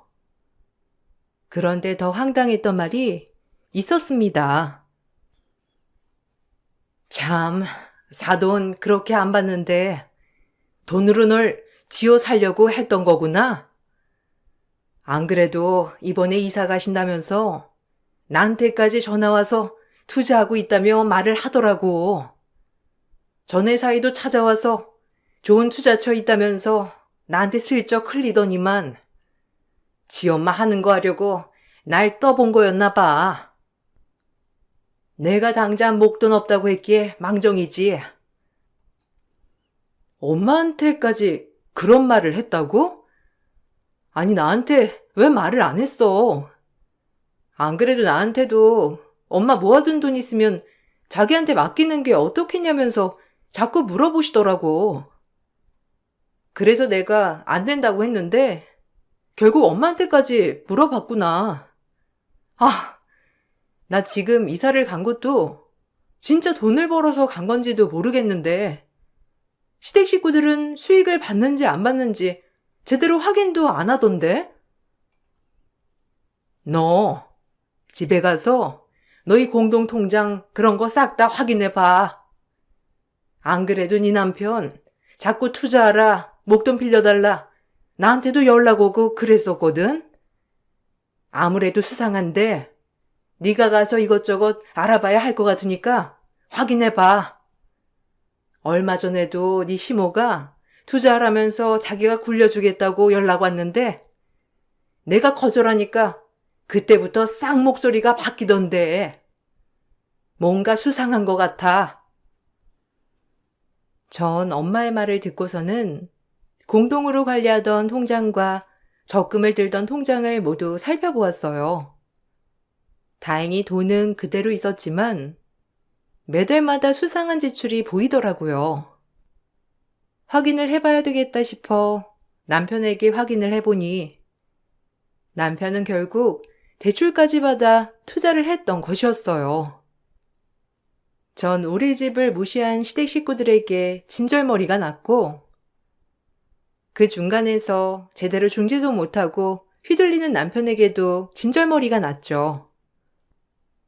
거기다가 말도 안 하고 대출까지 받아 투자를 한 남편과 더 이상 믿을 수 없다 생각이 들었어요. 그렇게 저는 남편과 이혼을 하게 되었답니다. 이혼을 하면서 드러난 것은 그동안 남편의 월급이 제가 알던 월급이 아니었다는 것이었어요. 애초에 저에게 100만 원은 더 적게 말을 했었고 그 돈 모두 시댁으로 들어가고 있었습니다. 그러니 당연히 시댁에 드리는 돈이 200만 원이나 됐다는 거였죠. 여기에 남편은 대출까지 받아 투자까지 했던 상황이었고 이 모든 것은 남편의 유책 사유가 되었습니다. 남편은 저에게 위자료를 지급해야 했고, 그동안 모은 재산에서 남편의 분할 비율은 적을 수밖에 없었어요. 그렇게 이혼을 하고 나서 얼마 지나지 않아 남편은 저에게 연락을 해 왔습니다. 여보, 당신 말이 맞았어. 엄마가 투자했던 거 다 사기였어. 엄마만 믿고 우리 다 대출 받아서 투자했는데 그거 다 사기였더라고. 지금 우리 집도 다 날려서 시골 할머니 댁으로 들어갈 거야. 당신한테는 말해야 할 것 같아서. 전원주택도 엄마 명의로 된 게 아니래. 전세로 들어왔고 그동안 투자한 거 잘 안 돼서 집 처분해서 여기까지 온 거라고 엄마가 말하더라고. 아, 내가 진작에 당신 말을 들을 걸 그랬어. 이제 와서 후회하면 뭐 할 거니? 나 당신이랑 더 이상 할 말 없고 이렇게 전화할 사이는 아니지 않아? 그리고 그때 당신 투자해야 한다면서 나고 엄마고 무시했으면서 뭐? 진작에 내 말을 들어? 다시 돌아가도 당신은 똑같아. 당신은 지금 이렇게 될 거 알고서 돌아가도 내 말은 절대로 안 들을 거였을 테니 후회하는 척 하지 마. 아니야. 나 진짜 반성하고 있어. 당신한테 왜 그렇게 했을까 너무 미안하고 내가 엄마 말만 믿어서 그랬던 거 진짜 반성해. 시골 내려가려고 하니까 너무 막막하고 솔직히 직장 그만두기는 좀 아까워서 나라도 여기 고시원 잡아서 지내볼까 생각 중이거든. 그래서 말인데 혹시 당신 나한테 한 번만 더 기회 줄 생각 없어? 내가 이번에는 정말 잘할게. 뭐? 당신 기회는 이미 살면서 많이 줬어. 그런데 무슨 또 기회를 주라는 거야? 지금까지 그 수많은 기회 날린 건 당신이야. 내가 기회를 안 줬던 게 아니라 나랑 당신은 앞으로 이 목숨 다할 때까지 만날 일 없으니까 기대조차 하지 마. 당신이라면 지긋지긋해. 그렇게 조심하라고 했던 제 말을 듣지 않았던 남편은 대출을 받을 대로 모두 끌어모아 투자를 했고 투자 사기를 당하면서 시댁은 몰락했어요. 이 소식을 듣고서는 참 사람 끝까지 변하지 않는구나 싶더군요. 저는 이혼 후 친정에 들어가서 엄마랑 같이 살고 있어요. 수십 년을 꼬박꼬박 저축을 하셨던 엄마는 편하게 노년을 즐기고 싶으시다면서 실버타운에 들어가실 비용까지 다 준비를 해 두셨더라고요. 엄마는 늘 내 노력과 땀이 들어가지 않는 곳은 쉽게 떠날 수 있다고 했는데 그 말을 새겨 들으면서 살아가고 있답니다. 돈이 풍족하다면 물론 좀 더 여유롭고 행복하게 살 수는 있겠지만 사람의 욕심은 아무리 돈이 많아도 끝이 없는 것 같아요. 이번 기회로 정말 많은 인생의 교훈을 배우게 되었답니다. 제 얘기 들어주신 분들 모두 감사드려요. 여러분들은 항상 행복하시길 바랄게요.